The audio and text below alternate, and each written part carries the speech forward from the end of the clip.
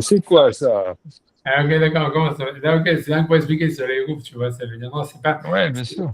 ça veut dire que, il y a deux choses, tu vois, ça veut dire, c'est vrai, a priori, le Mechaber, il y a deux points pour les Sfaradim où ça pourrait être plus, où il faudrait être plus marmire. Ça veut dire, c'est parce que, en fait, cette histoire-là, ça veut dire, normalement, c'est quoi la définition d'un domaine public de la Torah? Ça veut dire, donc, d'après le Mechaber, il faut, si ça fait 8 mètres de large, mais même ça, c'est pour ça qu'au Rassi, c'est facile de faire un roof, parce qu'en fait, il faut aussi que la route, cette route qui fait 8 mètres de large, pour qu'elle soit un domaine public, il faut qu'elle traverse la ville de part en part. Et ça n'existe pas à Roissy, tu vois, il n'y a pas ça. Parce que tu vois, peut-être qu'il y en aura une, ou tu vois, ouais, tu as compris. C'est drôle, Vinci, c'est que des routes qui tournent Voilà, comme ça. t'as compris, voilà, t'as compris, c'est ça, c'est pas. Donc, c'est pour ça qu'en fait, qui est 600 000 ou pas 600 000, tu vois, ça veut Ouais, dire, parce que ça, si tu veux, voilà, le Machaber ne lui ramène pas cette histoire qui est 600 000 personnes qui passent par jour, tu vois. Et ça veut ouais. dire, par contre, il y a un avis comme ça, c'est l'avis de Rachid, de pas mal de Rishonim, qu'ils pensent que pour que ce soit un domaine public de la Torah, c'est pas simplement qu'il faut que ça soit 8 mètres de large et que ça fasse, que ça traverse la ville de part en part. Il faut aussi qu'il y ait à peu près 600 000 personnes qui passent tous les jours, Oui. ou 3 millions, etc. C'est pour ça, et si tu veux, alors, ça, c'est la vie de plein de Rishonim. Et les Ashkenazim, ils ont eu le minhag d'être sommaires sur ça, pour plein de choses, tu vois. Ça veut dire pour eux, c'est pour ça qu'en fait, eux considèrent qu'il n'y a plus de domaine public de la Torah aujourd'hui tellement.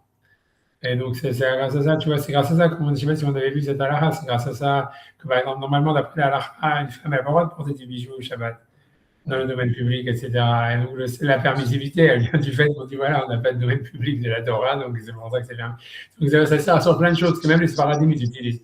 Mais tu comprends, c'est ça l'histoire, c'est que, tu vois, c'est toutes ces histoires, tous ces soi-disant, les Sfaradim, les machins et tout ça.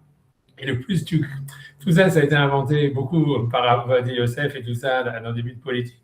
Et quand tu creuses, même dans les trucs d'Avodia Yosef, c'est bourré d'incohérences. Tu vois, ça veut dire, mais pas petite, tu vois. Et vraiment, tu vois, c'est vraiment, je sais pas, c'est pour ça, en fait, c'est du gros n'importe quoi. Mais le truc, c'est que, voilà, maintenant tout le monde y croit, tu vois, ça l'histoire. Ça veut dire que c'est du n'importe quoi qui date d'il y a 20 ans et voilà, ça a été, si tu veux, voilà, ce que tu veux, ça a pris le jour où les gens vont commencer à regarder un petit peu, ils vont se rendre compte que c'était du n'importe quoi, mais ça veut dire, voilà, mais en fait, mais il y a une différence à ce niveau-là. La grosse différence, c'est parce qu'il y a la vie du Rambam. C'est surtout ça qui fait que pour les Sfaradim, tu vois, c'est parce que le Rambam, lui, pense, en fait, la majorité des groupes que nous on fait, ils sont basés en fait, soit à pétard. Ça veut dire, en fait, que en général, en Amérique, c'est pour ça que c'est facile de faire un groupe. C'est parce que comme ils ont les fils électriques extérieurs sur des pôles, je sais pas, comme l'âge des cavernes. Donc, en fait, donc ça, c'est l'avantage de ces fils électriques de l'après-guerre. C'est ça, hein? Comment? C'est à cause du froid, hein, je crois que c'est à l'extérieur. Parce que tu ne peux Non, pas réparer quand tu. Ah, moi, je je pense suis que pas. j'en sais rien. Nous, on a constamment, dès qu'il y a un storm, un truc, parce qu'en plus des tempêtes, il y en a, donc tu vois, c'est vrai que ça a l'avantage que c'est peut-être plus facile à réparer, mais c'est aussi, ça se casse tout le temps, tu vois, je veux dire, c'est nous, des trucs d'électricité, nous, on en est, dès qu'il y a, c'est nul, ça veut dire, ne pas enterrer les câbles, c'est pas, non, dans les nouveaux quartiers, par exemple, à Washington, D.C., ils enterrent les câbles, quand ils ont refait tout la Nouvelle-Orléans, ils ont enterré les câbles, non, c'est parce qu'ils sont juste paresseux, tu vois, c'est tout, c'est parce que, sinon, comme c'est des entreprises privées, ils ne veulent pas investir, tu vois ce que je veux dire, donc tout reste comme ça. Bon, peu importe quelle que soit la raison pour laquelle les tables, c'est pas parce que c'est mieux, hein, c'est parce qu'ils ne veulent pas investir d'argent, c'est tout, et voilà, c'est tout. Et donc, il reste en retard à l'état. Mais un truc pour les rouvines, ça marche très bien, c'est très pratique, c'est ça le gros avantage de ces câbles-là. C'est qu'en fait, ça fait une sourate à pétard. Ça veut dire, ça fait comme le câble, il passe au-dessus du poteau, donc ça fait la forme d'une porte, et voilà, et donc après ça. Et en fait, la plupart des rouvines qu'on fait, c'est comme ça, on met des pôles, et on fait, tu vois, des poteaux, et on fait passer un fil au-dessus, et ça fait la forme d'une porte. Et normalement, tu vois, ça veut dire, d'après le Shulchan Aruch, et d'après presque tout le monde, quoi, ça veut dire cette forme de porte, elle marche, même si, quelle que soit sa taille. Voilà, ça veut dire même si elle est très très grande, ce qu'on fait, tu vois. Mais le Rambam lui dit qu'une sourate à pétard, ça peut marcher que si jamais ça fait moins que 3 mètres à peu près, que moins que diamètre, enfin 5 mètres, on va dire. Et donc c'est pour ça, pour lui, ça marche pas. Mais ok, même le Shulchan Aruch, il n'a pas tranché comme ça, il a ramené, tu vois, mais c'est l'avis du Rambam. Alors voilà, tu vois, ça colle. Voilà, c'est tout, tu vois, mais on est massé, c'est pas la large, c'est pas la large, tu vois, c'est... Ma question elle est plus générale que ça, c'est même pas que pour les héros. Pourquoi on a encore aujourd'hui, vu qu'on a accès à peu près à tous les textes, ok, je comprends qu'à l'époque, il y avait des rabbinim ici et des rabbins là-bas et qu'il fallait le temps que ça prenne. Mais maintenant qu'on a des communications assez rapides, pourquoi il y a encore deux. Pourquoi on est sommaire? Il y en a un, il dit ça. Je veux dire, pas parce que tu es né de l'autre côté de la Méditerranée que tu n'as pas le droit à héros, alors que l'autre, il a le droit. Ça paraît bizarre. Non, ça veut dire, oui, au fond, c'est bizarre. C'est parce que, tu vois, ça veut dire, regarde, parce que historiquement, par exemple, tu vois, quand pour faire un groupe à Paris, par exemple, c'est un débat, c'est des guerres depuis le XVIIe siècle. Ça veut dire tu peux retrouver de la doc et tout ça, et Rabbi Israël Santer, il est venu à Paris pour faire un groupe, et ils l'ont pas fait, blablabla, et déjà avant, tu vois, et pourquoi? Tu vois, c'est jamais des raisons tellement à la règle, rien, tu vois, il y a il y a tout un truc. Par exemple, tu vois, juste comme maintenant, on sait, par exemple, tu vois, ça veut dire un autre truc qui est beaucoup plus étonnant. Si tu vois, si tu regardes toutes les Mishnayot qui parlent, tu vois, de quand Shabbat, comment dire, Sukkot ou Pessah, ça tombait à Shabbat, on te dit oui, en fait, il fallait amener le loulav avant, etc., et machin, et blablabla, et comme les gens, ils se volaient les loulavs, c'est des mishnayot entières, tu vois. Comment tu amènes le couteau quand tu vas faire la shrita du Korban Pessah, quand ça tombe à Shabbat et tout ça. Ça veut dire, en fait, qu'il n'y avait pas de héros à Jérusalem à l'époque de la Mishnah, quoi. Et tu te demandes, mais pourquoi pas? Tu vois ce que je veux dire? Vu les merdes que ça a amené, tu vois, ça veut dire, juste pour faire, tu vois, ils ont dû carrément à la fin annuler la mitzvah de prendre le loulav le premier jour, cette mitzvah de la Torah, rien que parce qu'ils portaient le loulav et tout ça, etc. Alors que voilà, tu vois, c'est une ville fermée, c'est facile. Aujourd'hui, tu vois, c'est rien, tu vois, il n'y a rien de comprendre. C'est difficile si tu veux, à faire un héros à Jérusalem, tu vois ce que je veux dire? Pourquoi, tu vois, pendant toute la période du deuxième temple, il n'y a jamais eu de héros à Jérusalem? On n'en sait rien, tu vois. C'est très bizarre. C'est juste bizarre. C'est pour ça que c'est étrange. Ça veut dire, tu vois, on a l'impression que c'est un truc presque kabbalistique, tu vois. Ça veut dire que les villes qui ont un héros, c'est parce qu'elles ont le mazal d'avoir un héros, et les villes qui n'ont pas de héros, c'est parce qu'elles n'ont pas le mazal d'avoir un héros. Ouais, c'est ma conclusion. Mais analogiquement parlant, on pourrait faire des groupes à peu près partout, quoi. Sauf, voilà, comme dire, à New York, des trucs comme ça, tu vois, des grosses mégapoles. Tu vois, vraiment, New York, c'est vraiment là, peut-être la ville, tu vois, où il y a un problème pour faire un roof, parce que voilà, c'est parce que c'est des villes qui se coupent, des rues qui se coupent à angle droit, qui traversent toute la ville, qui sont larges. T'as plus de 10 millions. Tu vois, c'est le seul cas dans le monde, tu vois, où c'est impossible, c'est difficile de faire un roof, et encore, tu pourrais le faire, c'est Moshe ne voulait pas. Et même à Manhattan, il y a un roof plus ou moins, il y en a qui le portent, il y en a qui ne l'utilisent pas, et c'est toujours la même chose. Mais c'est compliqué, tu vois, c'est compliqué. Il y a plein de choses, il y a plein de choses bizarres, il y a plein de choses bizarres. Il y a plein de choses bizarres. Ça veut dire, ouais, voilà, mais c'est sûr, tu vois, je veux dire, mais regarde, t'as qu'à regarder, surtout dans toutes les villes, il y a de la documentation depuis plusieurs siècles sur les rouvines, tu vois. Je dis à Paris, principalement, mais pas qu'à Paris, même à Venise, voilà, à Venise, il y a un gros débat, il n'y a pas un gros débat, mais il y a un groupe et tout ça, etc., machin, blablabla. Tu vois, ça veut dire, voilà, chacun a mis sa. Voilà, mais c'est tout, c'est pour ça, c'est pas une science. C'est beaucoup de la politique, c'est beaucoup de ça, c'est très étrange. Honnêtement, c'est étrange. Mais alors, moi, par exemple, il n'y a pas vraiment, tu vois, il n'y a pas vraiment, il y a rien qui empêcherait vraiment de faire un groupe plus ou moins n'importe où. Mais bon, voilà, c'est tout. Après ça, le groupe lui-même, c'est une blague, tu vois, c'est ça l'histoire, tu vois. Ça veut dire, quand tu regardes dans le Kuzari, par exemple, si tu veux, un des arguments que les Karaïtes, ils ont, si tu veux, contre les Rabbanim, c'est le truc du Hirouf, tu vois. Parce que la Torah, elle dit clairement, le Shabbat, vous ne devez pas sortir de l'endroit où vous êtes, tu vois, c'est ce qui est marqué dans la Torah. Et alors, tu dis, ah, voilà, tu prends un fil et tu mets 4 bâtons, et tu dis, voilà, et maintenant tout ça, c'est un seul endroit, on peut porter, on peut truquer, machin, blablabla. Tu vois, c'est dire, voilà, ça, la forme. Et, tu vois, c'est pour ça, ça veut dire, il faut comprendre aussi que techniquement parlant, tu vois, c'est des choses qui vont contre l'esprit de la Torah, tu vois, ça veut dire tel qu'il est écrit, tu vois. C'est ça le point, tu vois. Donc, ça a été un. Voilà, c'est tout. Après, bon, c'est toujours. Mais voilà, mais c'est pour ça, pas. Voilà. Techniquement, c'est sûr que si on veut, on peut, tu vois. Il y a des solutions, même, ça veut dire même en faisant, on peut faire plein de rumorotes. Le seul chose, le seul qui vraiment qui empêche de faire un roof, c'est Maïmonide, parce que comme il a cette loi-là, qu'on ne peut pas faire une forme de porte qui est plus que 5 mètres, que 10 mètres, Ça bloquerait beaucoup. Ça bloquerait beaucoup dans des villes où il n'y a pas vraiment, tu vois, des murs qui entourent la ville, quoi. Pour Maïmonide, en fait, pour faire un groupe, il faut vraiment une ville entourée de murailles et tout ça. Mais c'est un avis minoritaire, quoi. C'est pas l'avis qui est retenu dans la halakha. Oui, tu vois. C'est ce que je vais te dire, tu vois. Mais bon, mais ça a toujours été débattu, ça n'a jamais été. C'est pas simplement Ashkenaz Farad, ça a toujours été, voilà. Il y en a qui aiment les héros, il y en a qui n'aiment pas les héros et tout ça, etc. J'en sais rien. C'est whatever it is, c'est whatever. J'en sais rien. C'est tout. Parce que tu vois, c'est ceux qui sont contre les héros, c'est ceux qui sont plus ou moins contre, tu vois, le fait qu'il y ait même une partie pour les femmes dans les synagogues, tu vois. C'est ça l'idée, tu vois. Principal que ça fait le groupe, ce que ça fait, c'est que les femmes, elles papotent ensemble et elles font une sorte de ghetto, tu vois. Comme tu vas à Strasbourg avec le Comtade et tous ces machins-là, où ça devient, tu vois, si tu veux, des bombes atomiques de la Shonara, tu vois. Je sais pas comment il s'appelle, tu vois, le film de Charlie Chaplin, là, comment ça s'appelle, l'opinion publique, tu vois.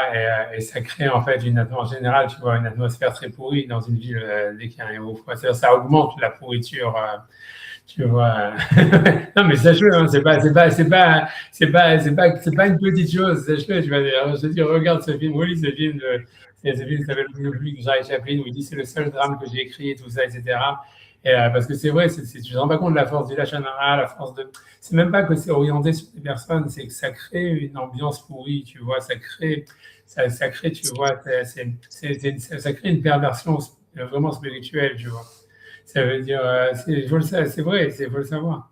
Parce que tu comprends, si tu veux, les femmes, tu vois, ça veut dire, quand tu les mets ensemble, tu vois, ça veut dire que tu les mets à discuter comme ça, papoter, tous ces machins-là et tout ça. Je sais pas comment t'expliquer, tu vois. Alors, ok, si tu veux, c'est juste, ok, ça papote, ça crée, si tu veux, ça a plus d'impact, tu vois, si tu veux, tu vois, ce papotage des femmes comme ça, un truc, pour donner une certaine ambiance dans une ville, tu vois, que n'importe quel rave ou n'importe quel cours de Torah ou n'importe quel, tu vois, ce que tu veux. Et en général, tu vois, ce que le papotage des femmes et tout ça qui donne comme ambiance, c'est une ambiance très, très mauvaise. Ça veut dire, c'est toujours, il y a toujours le côté superstitieux, tout le côté négatif du judaïsme, tu vois, que tu peux rêver. Ça veut dire la superstition, tu vois, le côté comme ça, clanique, machin, tu vois, rétrograde, tout, tu vois, toutes les idées stupides, tu vois, ça veut dire, elles se retrouvent, tu vois, je ne sais pas, elles deviennent un dogme qui devient là. Tu as qu'à regarder Strasbourg, tu vois. Strasbourg, c'est une ville pourrie jusqu'à la moelle, et c'est pourri jusqu'à la moelle à cause des comptables, tu vois, ça veut dire, c'est tout. Et si tu prends toutes les femmes, elles ne sont pas méchantes, tu vois, elles sont toutes très gentilles, etc., etc. Mais c'est le bon typique, tu vois, les jamais d'après-midi qui faisait ça, et tu vois, et voilà. Tu vois, qu'est-ce que je te disais? Et avant, au 19e, il y avait les Chaumont qui avaient le même rôle, mais qui était moins, qui n'a jamais eu ces mêmes choses, parce que tu vois, ça veut dire, mais si tu veux, voilà, mais c'est un truc comme ça. Ceux qui sont contre le groupe, c'est ça, je te promets que c'est ça. Et ne crois pas que c'est quelque chose de petit, parce que c'est quelque chose de très fort, en fait. C'est quelque chose de très fort. Ça crée une ambiance ghetto, mais une ambiance ghetto, tu vois, vraiment, voilà, tout ce qui est négatif dans l'ambiance ghetto, tu vois ce que je veux dire. Tout ce qu'il y a de. En général, tu vois, ça crée rien de positif, tu vois. Alors que si par exemple, tu vois, même si tu mets pas de groove et tu dis voilà que les femmes, même si elles vont se rencontrer chez quelqu'un pour faire des cours de Torah ou des machins comme ça, tout de suite, tu vois, ça va être différent. Tu vois, ça fait différent. Tu vois, c'est moins fortuit comme ça. Tu vois, qu'est-ce que je te dis, tu vois, c'est tout. Hein, la vérité, c'est tout, c'est un fait, c'est un fait. Et tu vois, c'est tout, tu vois, c'est bon. Voilà, c'est tout. C'est pour ça qu'il y a plein de rabbinim, ils étaient contre les Rouvim, ils étaient contre ça veut dire surtout que dans les films où il y a des Shiva, tu vois, parce ils veulent préserver, tu vois, ils veulent se préserver de ça, tu vois. Ça vous paraît complètement idiot, mais en fait, c'est quelque chose de très fort, tu vois. C'est pas une question, tu vois, parce que tu vois, l'esprit ghetto, c'est quelque chose, tu vois, ça a été je sais pas, vous n'avez pas connu ça parce que vous n'avez pas grandi dans des villes ghetto, donc toi, tu as été quand même, même Sarcelles, c'était pas comme ça, je sais pas, tu vois. Surtout quand j'ai grandi, moi, c'était pas encore du tout le ghetto, quoi. Ouais, il y a beaucoup de juifs, mais il n'y avait pas de judaïsme, donc bon, c'est pas encore le ghetto. Voilà, mais je dis que quand il y a le ghetto, c'est un esprit très, il y a quelque chose de très négatif dans la pensée ghetto, tu vois, et si tu veux, il y en a qui adorent ça, tu vois, c'est pour ça, en fait, les mecs comme Ravrin et tout ça, même que lui, il va contre le ghetto, tu vois, etc., mais en fait, lui, c'est sûr que c'est là-dedans où tu vois, il serait en bonne, ça veut dire, comment dire, C'est le genre de gens, de personnes, tu vois, qui, on va dire, qui vont beaucoup, qui vont prospérer dans des ambiances pareilles, tu vois, si tu veux. Mais c'est ça, tu comprends ce que je veux dire, c'est tout ça, tu vois, ça veut dire, mais voilà, je sais pas quoi dire d'autre, c'est très fort. À Baïd Vegan, il n'y a pas de héros. C'est pour ça qu'il y a une ambiance ghetto, tout ça, etc. Il y a tout ce côté-là comme ça, tu vois.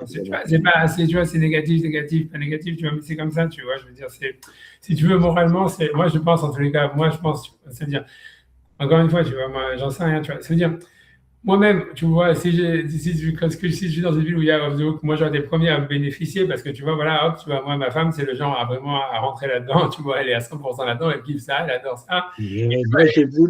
Moi, j'ai voulu rentrer là-dedans, mais ma femme, Et, elle peut absolument pas s'entendre avec toutes les bonnes femmes du ghetto, quoi. elle a raison, Ça m'a c'est ça ça, m'a moi, préservé, ça m'a ouais, préservé.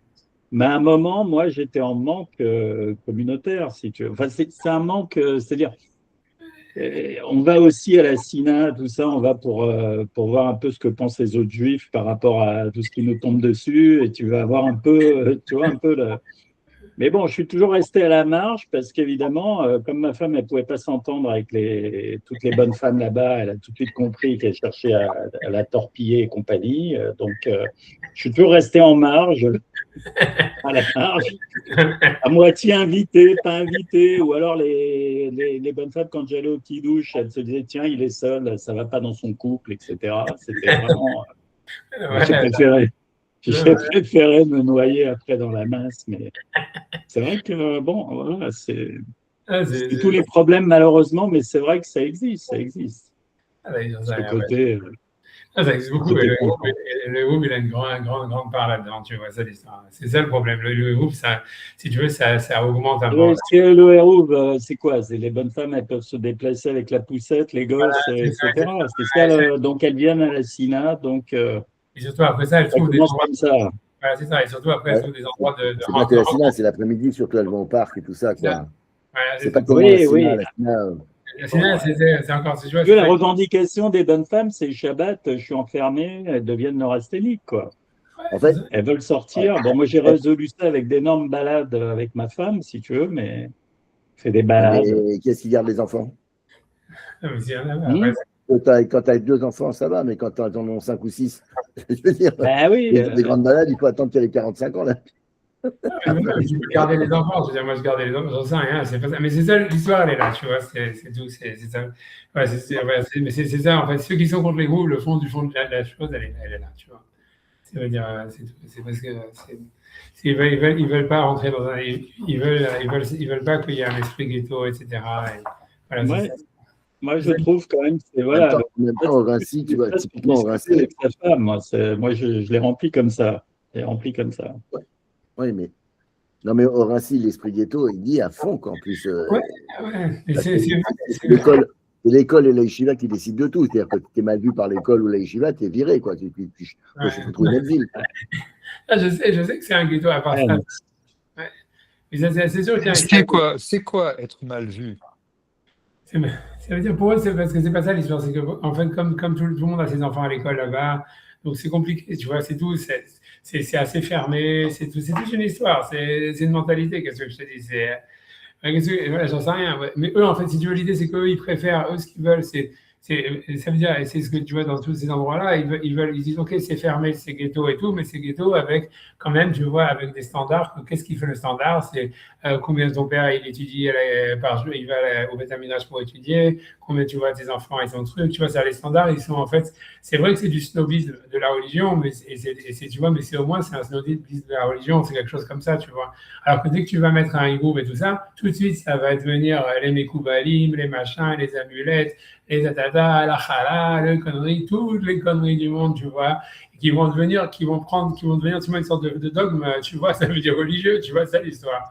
Parce que du coup, les femmes, en fait, la plupart, tu vois, en plus, si tu quand elles sont ensemble, ça, elles se nivellent vers le bas, tu vois, ça veut dire, ça veut dire que, parce que tu vois, c'est celle qui va sortir la plus grande connerie qui va devenir la plus populaire, tu vois, ça veut dire, s'il y a une meuf qui va dire, ouais, on va, je sais pas, on va faire des cours de je sais pas quoi, ah bon, ah non, on va faire des chalas, et puis il y a un Mikoubal qui va venir nous donner des amulettes et tout ça, ah oui, on y va, et on va faire le plomb, on va faire ci, on va faire ça, tu vois, ça veut dire, c'est comme ça, qu'est-ce que je te dis, tu vois, et les autres, même celles qui n'y croient pas, elles vont suivre parce qu'elles veulent pas être en dehors du coup, tu vois, comme d'habitude, tu vois, et donc voilà, et tu vois, c'est que ça fait des conneries comme ça. Et à la fin, au début, si ok, c'est rigolo, c'est juste, tu vois, mais en fait, c'est pas vrai. Petit à petit, si tu veux, tu vois, cette manière de voir le judaïsme, cette manière de ça, elle devient, si tu veux, elle prend force de loi, tu vois, parce que si tu veux, voilà, c'est comme ça, tu vois, c'est-à-dire les femmes, si tu veux, elles se créent des standards, tu vois, elles deviennent normes. Ça devient pour eux la norme, etc. Ça devient ça la manière de voir les choses et tout. Et après ça, c'est ce qu'ils donnent à leurs enfants, etc., etc. Et voilà. Je sais pas, tu vois, moi, j'en sais rien. Moi, j'ai rien vu de. En général, si tu vois, ça veut dire. C'est compliqué, tu vois. C'est-à-dire d'une certaine manière, moi, ce que j'ai vu, tu vois, ça veut dire c'est important pour qu'une communauté elle quitte. Ça veut dire tu vois d'abord, il faut qu'il y ait des leaders. Il faut qu'il y ait au moins, tu vois, il faut qu'il y ait des gens, tu vois, qui étudient la Torah, que pour eux c'est ça le principal, si tu veux. Tu vois, ça veut dire quand il y a ça, ça donne l'exemple, ça donne tout le truc, etc. C'est la seule manière où tu peux avoir une communauté qui est pas, si tu veux, qui en se groupant ne tombe pas, tu vois. En général, tu vois, la plupart du temps, quand tu pas ça, quand la communauté, elle se ferme, elle se soude et tout ça, ça va plus vers le bas que vers le haut, en général. Bisous. C'est ça l'histoire. Bisous, là. Ouais, tu vois, c'est ça ce que j'ai vu, tu vois. Bref, j'avance et on étudiait. Et voilà, mais c'est ça le héros, tu vois, c'est ça l'histoire, tu vois. Tu vois quoi dire d'autre? J'en sais rien. J'en sais rien, c'est un sujet à part entière. C'est vrai que tu vois, le judaïsme communautaire, c'est un sujet, quoi. Et, je ne sais pas quoi dire, tu vois. Alors, on y va, on étudie. J'en sais rien, je ne sais pas.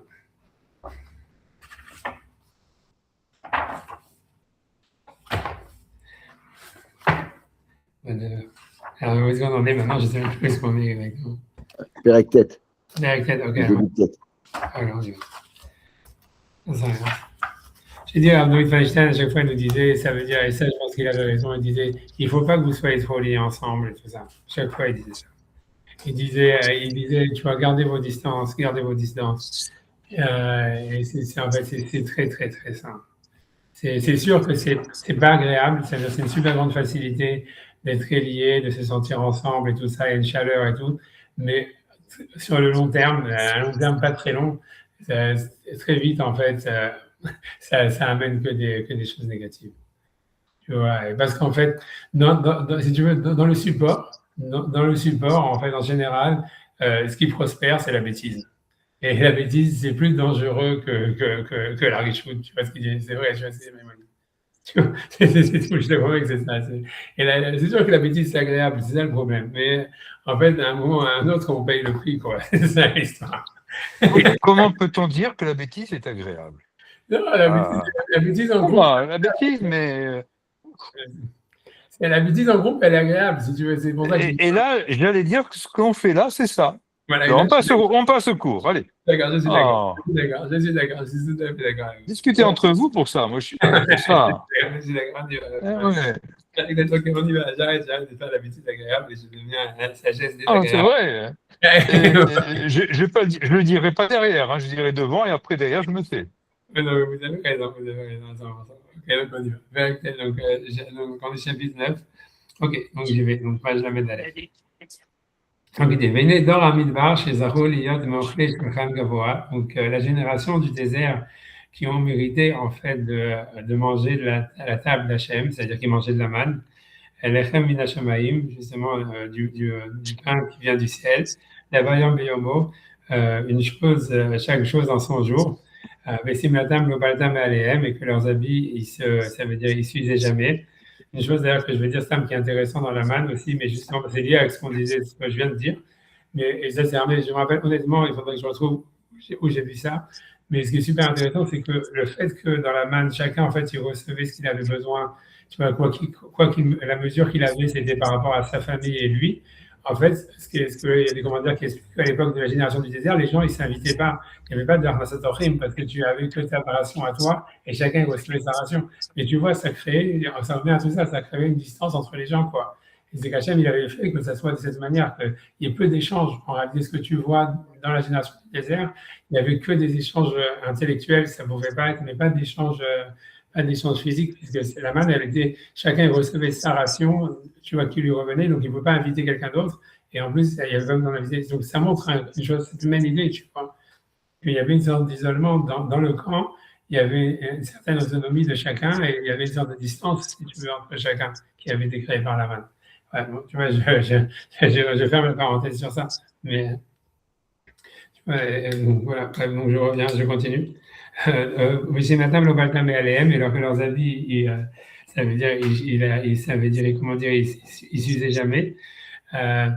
Veloaya, je voulais aussi, je peux vous dire un Pandora, un Rinouchtam de Rav sur ça, quand il disait que leurs habits ils s'usaient jamais. Il disait oui, aujourd'hui aussi, nos habits ils s'usent pas, mais en fait, on est fait, ça veut dire on en a marre de porter toujours la même chose.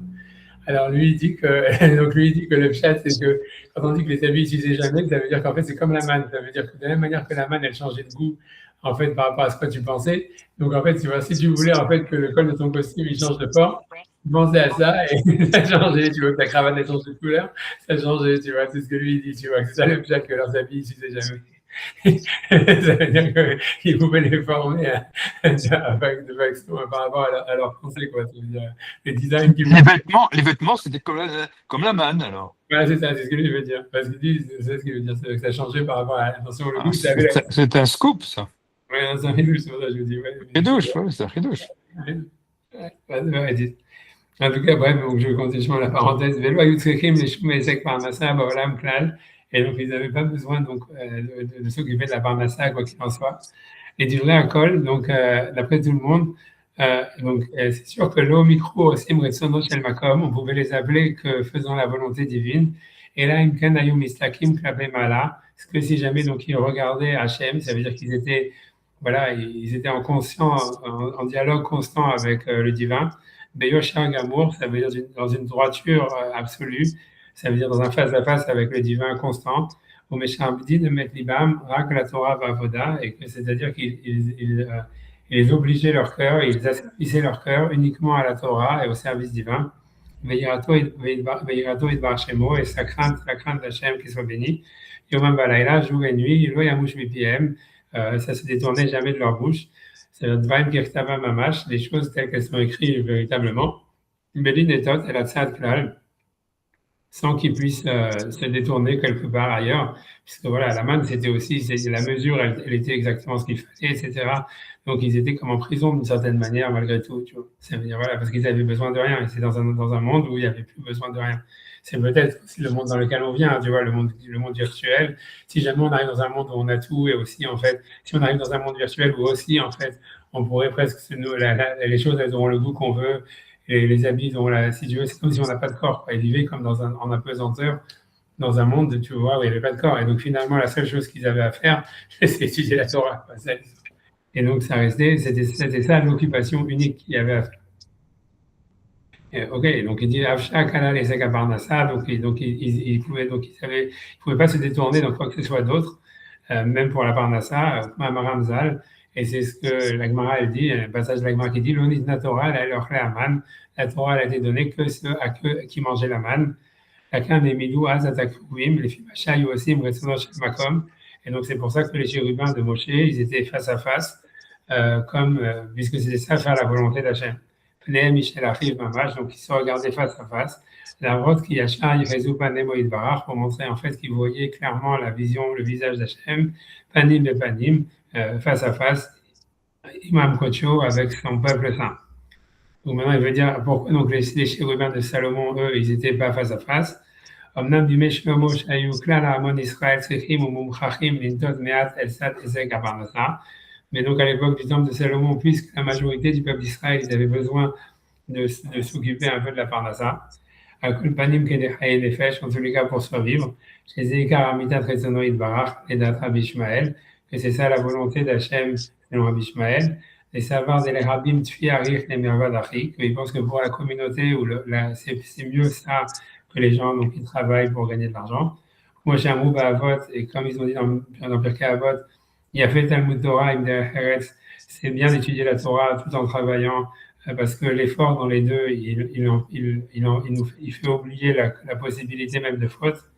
Et ensuite, la Mishnah continue en disant toute étude de Torah qui n'est pas juxtaposée avec un travail, elle est annulée et elle amène des fautes. Voilà, donc ça, c'est tout ça, c'est ce que tout ça, c'est des Mishnayot que lui-même il cite, mais que voilà, pour dire que c'est, voilà, il dit, Kol milé de Avot, milé de Chassidut Nelu. Donc il dit ça, c'est vrai. Donc lui, ce que la Mishnah dans Pirkei Avot, elle dit ça, c'est clairement c'est la Chassidut, donc ça veut dire c'est clairement ça ce que Hachem il veut. C'est pas un chemin Bediavad, c'est pas un chemin, voilà, ah j'ai la part d'Assa comme si c'était quelque chose qui était je dois m'en occuper parce que j'ai besoin de m'en occuper. Ça veut dire ce qu'on voit dans la Mishnah dans Pirkei Avot qui dit ça, c'est que le fait de travailler, ça aide. Ça veut dire parce qu'on dit la Torah, c'est bien d'utiliser la Torah et de travailler parce que les deux, l'effort dans les deux, il permet d'oublier la faute. Donc on voit que le travail, il n'est pas là parce qu'il faut gagner sa vie, mais parce que c'est une manière de servir Dieu et c'est une manière de détruire le mauvais penchant. Par la suite, tu vois, quand la Mishnah dans Pirkei Avot, elle continue à dire toute étude de la Torah qui n'est pas suivie d'un travail, elle est nulle et elle amène les fautes. Elle montre, tu vois, elle dit pas parce que elle parle pas d'un type qui travaille pas parce qu'il doit travailler parce qu'il doit gagner de l'argent pour vivre.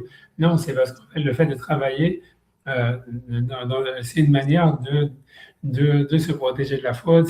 Mais le fait d'étudier, travailler, c'est une faute en elle-même. Donc déjà, c'est la faute. Oui, mais pourquoi c'est une faute? C'est la question. Normalement, on voit C'est que une faute parce qu'on ne fait pas le tikkun olam. Le ça, tikkun olam, c'est les relations avec les autres. c'est encore une autre histoire. I don't know, tu vois, la Mishnah, elle dit pas ça. La Mishnah, elle dit pas parce que en travaillant, tu arranges le monde. Tu vois, mais parce que tu vois, il y a des mecs qui travaillent, ils arrangent rien dans le monde. Hein, je veux dire, mais arranger dans le sens positif ou dans le sens négatif. Ranger, soit je range, soit je dérange, mais c'est le mot ranger toujours, c'est range le monde. On n'est pas là pour. Tu vois bien la génération du. A priori, c'est clair, à mon avis, tu vois, c'est la génération du désert, il faisait que étudier. A priori, lui, ce qu'il va dire, c'est qu'il y a un plus grand tikkun olam, sûrement dans l'étude, que dans le travail. Tu vois, en tout cas, la Mishnah dans Pirkei Avot, la raison qu'elle donne au travail, c'est en fait, c'est une question de. C'est pour la personne elle-même, tu vois.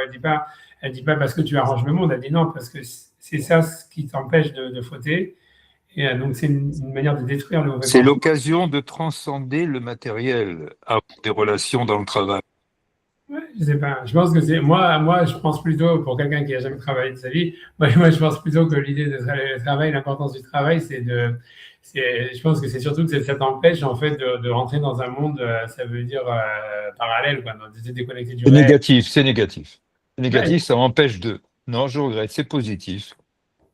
Et non, c'est positif ce que je dis aussi, tu vois, c'est positif de travailler, mais c'est-à-dire le sens, je pense surtout, c'est que l'idée, à mon avis, le sens simple de la Mishnah dans Pirkei Avot qui dit que le fait de travailler, ça empêche de fauter, etc. Je pense que c'est parce que, en fait, et que par contre, c'est quand il étudie sans travailler, ça amène des fautes. Je pense, tu vois, c'est parce que. Mais je joue au domino toute la journée, ça empêche de fauter aussi. Donc, on a une activité, c'est vrai. Je fais des mots. Parce que, je vois, encore une fois, parce que je pense que c'est un monde fictif, tu vois, ça veut dire l'idée, le problème de tout ça, c'est que si quelqu'un se déconnecte du réel, tu vois, en fait, ça veut dire, donc voilà, il a plus de. Donc, il va nécessairement, tu vois, c'est comme, en fait, pour ne pas fauter, l'homme, il a besoin. Si tu veux, la faute, c'est toujours, en fait, quelque chose qui déconnecte du réel. Ça veut dire, en fait, un type qui est ancré dans le réel, au fond, il risque, en fait, il a peu de chances de fauter, au fond, tu vois. Ça veut dire, je ne sais pas comment expliquer, mais c'est vrai, ça veut dire, parce que dans le monde du réel, je ne sais pas, ça veut dire quelqu'un, il comprend très bien, je sais pas, j'en sais rien. Disons, j'imagine quelqu'un, il va aller à Las Vegas pour jouer au casino, ou j'en sais rien. Tu vas faire des trucs comme ça, ou faire tous les trucs.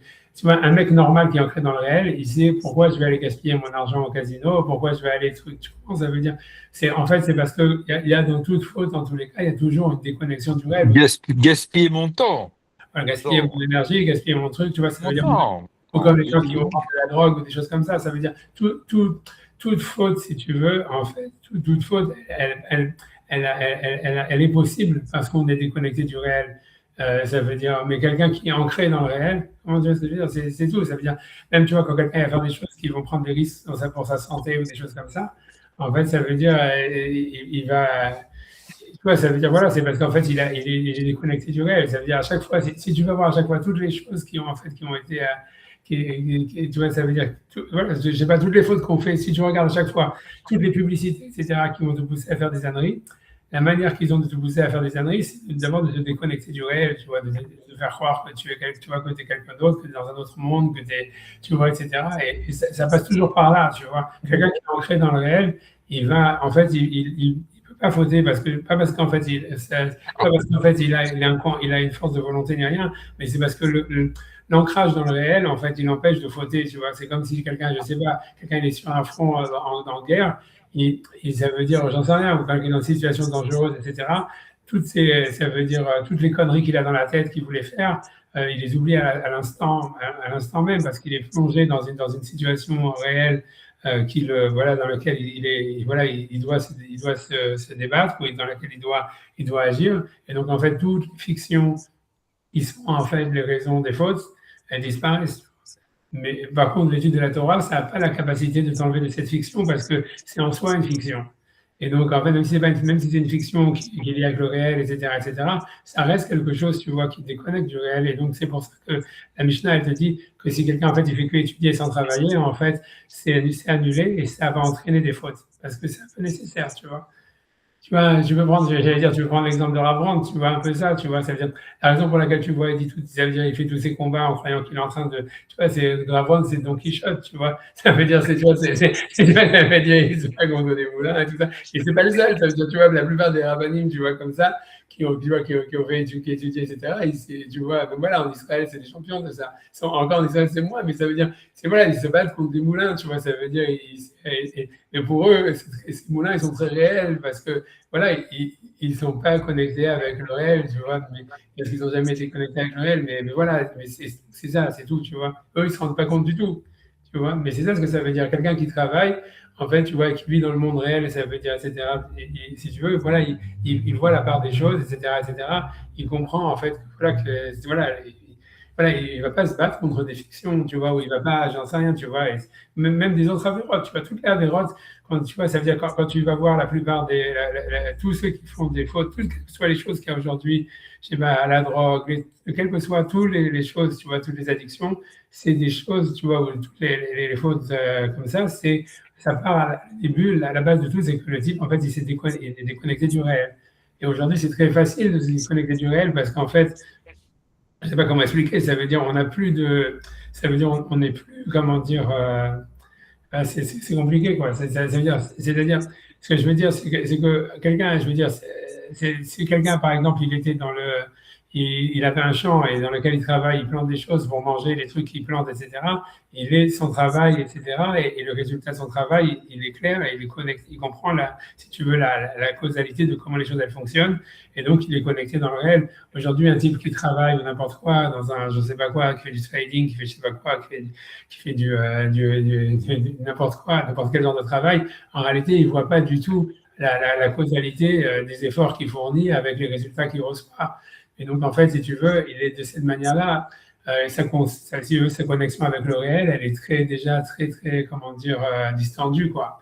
Et après ça, donc c'est facile ensuite de mettre tu vois plein de devenir Don Quichotte. Ça veut dire après ça de croire que t'es le meilleur trader du monde ou que j'en sais rien, le meilleur designer de je sais pas quoi et tous ces trucs-là et te sortir et te prendre pour Superman ou j'en sais rien ou quoi que ça. Donc il me faut de la coke, il me faut ci, il me faut ça. Tu vois, ça veut dire tout, mais tout ça, ça part en fait parce qu'il y a une déconnexion avec le réel. C'est tout. Et normalement, le travail, il Est-ce que ces problèmes existaient parce qu'aujourd'hui, il y a énormément de bullshit jobs comme ça, ou on va dire même le réel lui-même, ce qui semble réel, les gens font des métiers dans lesquels, en fait, ils sont connectés énormément à une fiction. Voilà, tu prends l'exemple du trading, mais il y a énormément de… Alors, ça se mesure, j'ai l'impression que ça se mesure plus par rapport à une espèce de peine de travail, plutôt à une espèce de stress. Ouais, c'est vrai. Ouais, C'est ça, si tu veux, qui relierait un peu au réel, voilà, ou un embrigadement dans des bureaux, une hiérarchie, des trucs comme ça qui ressemblent à du réel peut-être. Mais bon, on peut quand même pas retourner, si tu veux, aujourd'hui, à une économie antique dans laquelle 95% de la population faisait pousser des pommes de terre, quoi. Donc, tu vois, c'est compliqué quand même. C'est pas… Ouais. Et je veux dire, là, tous ces rabbins, tous ces trucs, effectivement, ils sont alimentés par une société riche, quoi. On est une société riche. Alors, comment empêcher, si tu veux alors qu'il y en a qui demandent qu'à donner, on va dire, pour se dédouaner du fait de enrichir en dormant, comme disait Mitterrand, c'est-à-dire tu as un peu de fric, tu laisses en bourse, ça monte de 20%, tu as gagné de quoi nourrir ta famille pendant 2 ans. On est dans un monde de surabondance comme ça, donc pourquoi ne pas permettre. Comment elles vivent toutes les yeshivotes aujourd'hui? Bien que, bon, à mon avis, c'est marrant parce qu'on parlait du Rav Eman, j'ai écouté un cours du Rav Eman sur YouTube, une petite intervention qu'il a donnée, je sais pas, pour la soirée, etc. Lui, il explique quand même que le monde, il est fait de telle sorte que tu es quand même obligé de te bagarrer, on va dire, si tu veux obtenir des choses, parce que voilà, il n'y a pas de place pour autre chose, même si, donc l'exemple qu'il donnait, même si on te traite de parasite, entre guillemets, il parlait certainement de l'histoire de l'armée en Israël, etc. Et il disait que c'était un suprême compliment qu'on peut être a priori de parasite. Bon, enfin, je ne veux pas parler à sa place parce que j'ai juste écouté une fois et c'est. Mais voilà, c'est la réalité, c'est quand même que il y a tout un monde. Alors, c'est le Nefesh HaChaim, etc. Il y a forcément une justification. Quelle est la justification? Tu as l'air de dire non, mais pourtant, toi, tu vis comme ça. Oui. Tu n'as jamais bossé. Ouais. Dans ce système. J'ai jamais. Ça m'a l'air complètement. Enfin, moi, ce qui fait que je suis tes cours, je me dis, c'est un type qui connaît quand même un peu le réel, qui sait comment un être humain fonctionne, quoi. Surtout les êtres humains, on va dire, qui travaillent tous les jours et qui sont dans des. Voilà, tu n'es pas complètement déconnecté, parce que des fois, on écoute des rabbins, effectivement, on a l'impression qu'ils sont complètement dans leur bulle et que ça ne te concerne pas du tout, quoi. Donc. Mais pour moi, dans ma tête, enfin bon, et j'arrête là, mais moi, le débat n'est pas tranché. C'est pas tranché. Mais ce que je veux dire, pour moi, ce que je veux dire en tout cas dans cette histoire-là, c'est qu'en tout cas, on peut expliquer ces Mishnayim dans Pirkei Avot, tu vois, en tout cas, ce qu'il vient de citer lui. Pour moi, l'idée, c'est qu'en fait, à mon avis, le sens du travail, c'est de reconnecter avec le réel. Et c'est vrai qu'aujourd'hui, ça ne fait plus le job. C'est ça l'histoire. C'est que la plupart des gens, dans leur job, ils n'ont pas, tu vois, de connexion avec le réel. Et en fait, c'est pour ça que, tu vois, tu vois, je ne peux pas dire c'est pathologie, je ne sais même pas comment tu peux appeler ça aujourd'hui, mais c'est, tu vois, comme tu dis, il y a une surabondance de tout, etc. Et en même temps, il y a une déconnexion, si tu veux, donc de la nécessité, voilà, de la nécessité de la réalité. Mais comme tu dis, là, dans la Mishnah, dans Pirkei Avot, il y a marqué Yegiat et Shneem, ça veut dire les efforts dans les deux. C'est ça ce qui peut détruire. Aujourd'hui, les gens, tu vois, je ne sais pas vraiment s'ils font des efforts, tu vois ce que je veux dire. Mais bon, ça c'est une chose. Le vrai problème qu'il y a dans le monde du travail, c'est le fait que c'est un monde complètement amoral ou immoral. Tu vois, amoral c'est gentil, et immoral c'est objectif. Tu vois, ça veut dire c'est un monde, c'est le plus pourri, le plus tu réussis. Aujourd'hui, il y a des c'est le nombre de vues que je fais sur YouTube, c'est ça qui me fait manger, quoi. Oui, mais c'est pas que ça. Bon, voilà, si tu vas faire des jobs conventionnels, etc., tu es déjà has-been, on va dire, les types qui. Comme, je sais pas, mon fils a été travailler dans cette truc compagnie d'assurance, l'équivalent. Il m'a dit, les gens, ils passent leur vie à jouer au baby-foot, quoi. Lui, il devenait dingue. J'ai l'impression, mais il y a énormément, et c'est des gens, si tu veux, les petits jeunes de maintenant qui sont dans qui travaillent sur l'intelligence artificielle, toute la journée, ils se disent comment je vais créer de la valeur ajoutée égale, en fait, comment je vais éliminer des milliers, des centaines de millions d'emplois qui ne servent à rien. Voilà, et c'est comme ça qu'il va y avoir des gisements de profit. Donc, on peut imaginer qu'il y a énormément des millions de personnes qui vont se retrouver, comme disait Noah Harari, sans travail. On est bien obligé de dire que le monde, il va dans le sens du Nefesh HaChaim. Après, oui, tu vois, c'est encore, mais c'est débattable. Tout ça, ça dépend. Et pas dans le sens de la Mishnah, a priori. Je ne sais pas, tu vois, parce que tu vois, si tu veux, c'est encore une fois, tu vois, c'est dans la Gemara elle pense qu'il va y avoir un retour, tu vois, carrément, comme tu vois, la Gemara elle amène des versets, si on peut montrer cette main, où la Gemara dit que dans le futur, tout le monde va revenir à l'agriculture, etc., etc. Et ouais, elle pense à ça. C'est-à-dire, elle a des preuves que dans les temps messianiques, c'est ça ce qui va revenir, où tu vois, chacun va revenir à une activité vivrière. Et tu vois, et c'est possible si jamais on a une troisième guerre atomique, etc. On va revenir, tu vois, comme il disait Einstein, il sait pas ce que ça sera l'arme de la troisième guerre mondiale. Je sais pas ce qu'il disait, mais il sait que la quatrième, ce sera avec des bâtons et des pierres. Tu vois, mais ça veut dire, c'est ce que l'Agma dit aussi, tu vois, ça veut dire, l'Agma sauvegarde déjà à l'époque des bâtons et des pierres, quoi. Tu vois, c'est voilà, quoi, je veux dire, c'est pas dit, tu vois, c'est pas dit que, voilà, c'est sûr que, si tu veux, on tend vers ça, on tend vers un monde, en fait, complètement, si tu veux, voilà, dématérialisé, on va dire, ce serait ça le mot, et qui est proche en fait, de la génération des Juifs dans le désert, si tu veux, où tu reçois la manne, où c'est complètement dématérialisé, puisque même la manne, on ne sait pas à quel point c'était réel, tu vois, puisque voilà, ça avait le goût que toi, tu voulais que ça ait, comme un petit peu comme je dis, comme David il dit même sur les habits, ça veut dire en fait, tu changeais les habits, la forme de tes habits en fonction de ce que tu voulais que ça soit. Donc en fait, c'est comme si tu vivais dans un monde, en fait, tu vois, il faisait jamais trop chaud, jamais trop froid, tout était climatisé. Il y avait, tu vois, en plus une sorte de grisaille tout le temps, puisque il y avait la colonne de nuée tout autour. Donc, c'était un monde dématérialisé. En fait, c'est un monde presque virtuel dans lequel il vivait. C'est ça ce qui est décrit.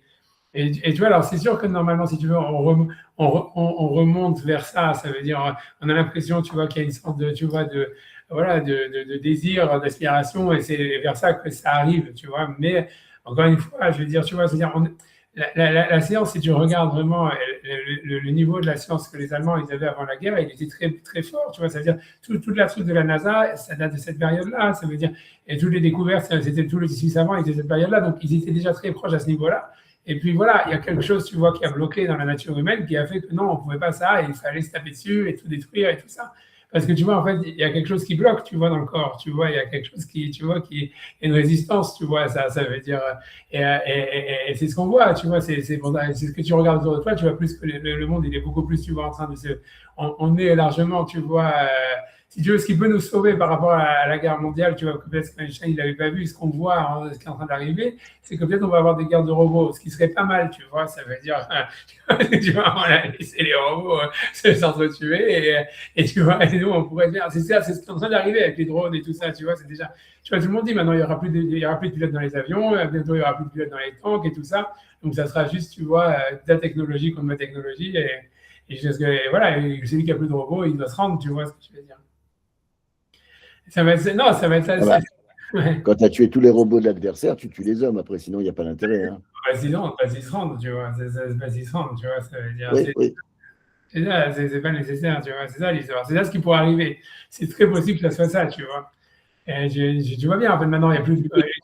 Comme dirait Sylvain, là, si on revient à son idée de tikkun, tu ne penses pas que, bon, à un moment, on a vidé le gouffre, comme ça, on a tout réparé, et à ce moment-là, si tu veux, est-ce qu'il y a un déterminisme comme ça vers un matérialisme, ou est-ce que il y a il y a un processus qui doit venir à sa fin, et qu'à partir du moment où on a assez souffert, y compris dans le travail, parce que le travail à l'origine, bon, c'est comme un tikkun, c'est-à-dire Adam, il a fait une faute, bon, alors on le met à un stade dans lequel il doit ou réparer sa faute, ou dans un autre processus, on va dire, pour revenir, mais à l'origine, il n'est pas censé, on va dire, être dans ce processus de réparation du monde. Il est là, bon, peut-être qu'il fait sa boucle, et il revient dans ce monde virtuel, quoi, d'une certaine façon.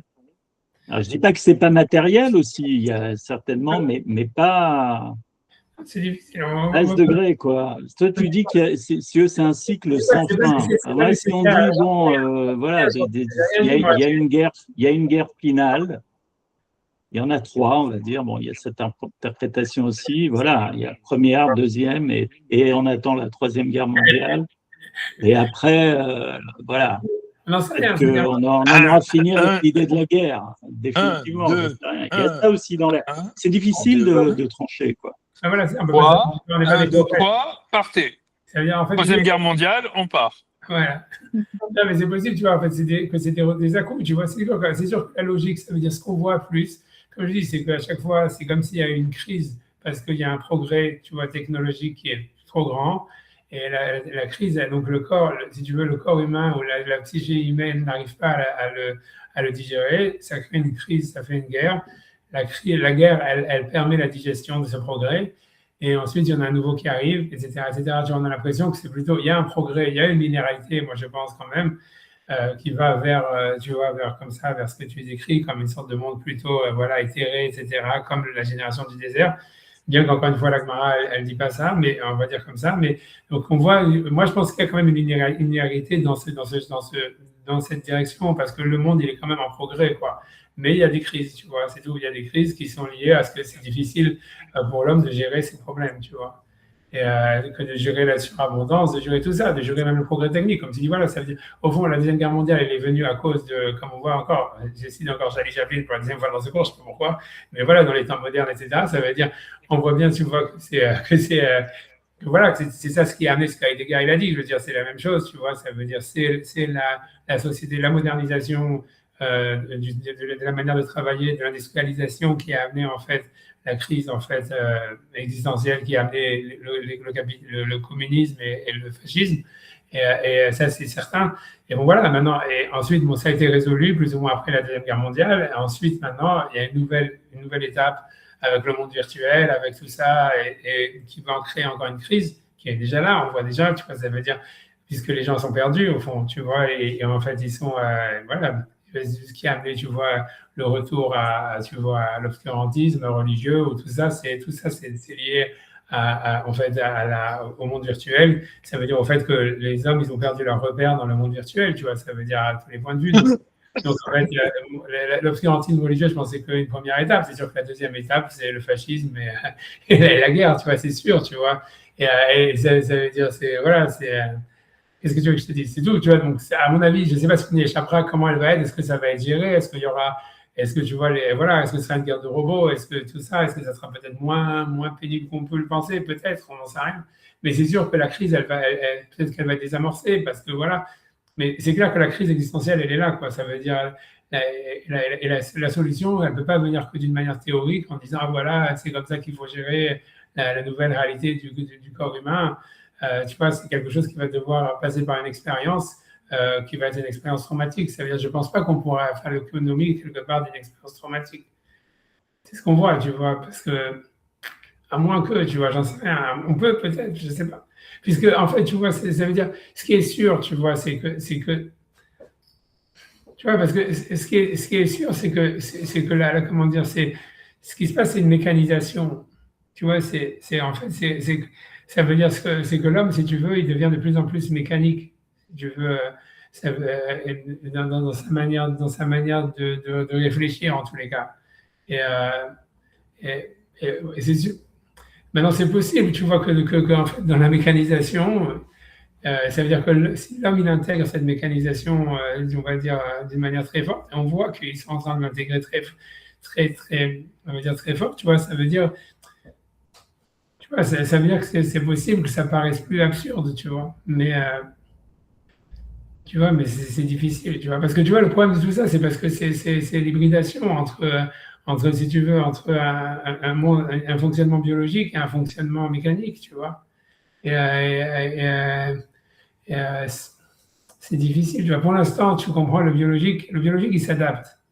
C'est ça sa manière d'être. Donc jusqu'à maintenant, il s'adapte.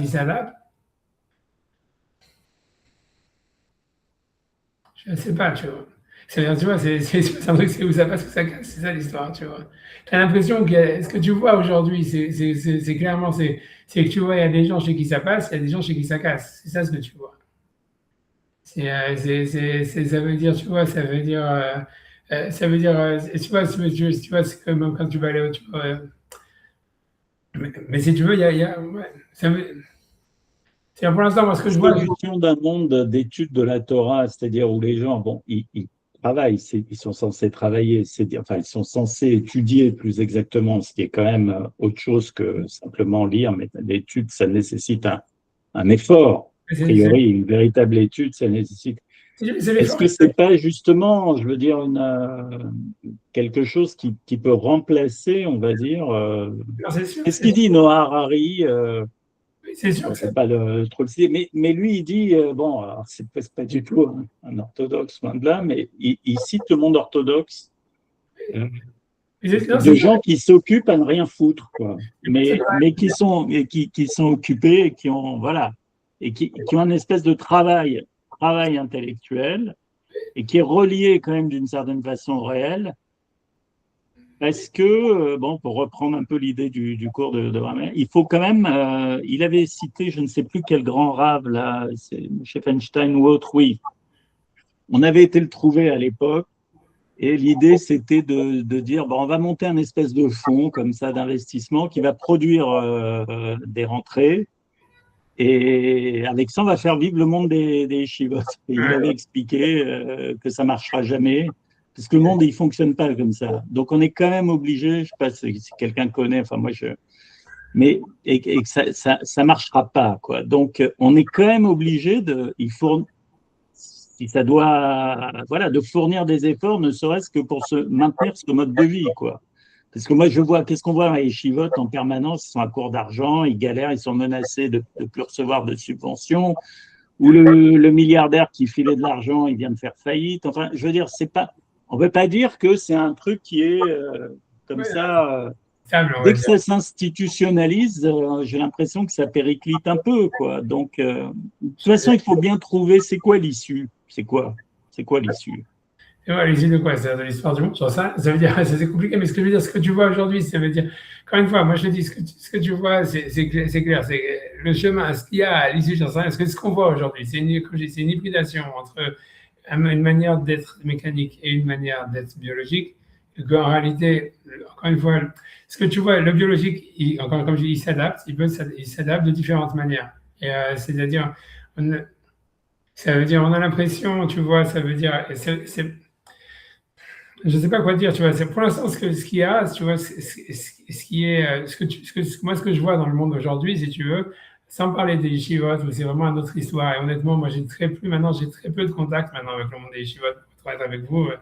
Tu vois, moi je suis moi-même dans un collège, mais le MTJ c'est un collège vraiment, tu vois vraiment, tu vois, pas séparé, quoi, vraiment. Ça veut dire, voilà, Shiba, c'est un collègue vraiment spécial. Et ça, c'est un collègue qui est complètement lui-même coupé, plus ou moins. Pas vraiment, mais ouais, en fait, oui, quelque part coupé des autres, j'en sais rien, tu vois, honnêtement. Voilà, mais ça veut dire, je ne sais pas du tout qu'est-ce qui se passe aujourd'hui dans le monde des Shiba, je ne sais pas où ils en sont, j'ai aucune idée, tu vois. Même, tu vois, encore une fois, bien que moi, en fait, je suis dedans, hein, mais c'est bizarre, mais c'est vrai, c'est parce que je n'ai pas envie d'épiloguer là-dessus, tu vois. Mais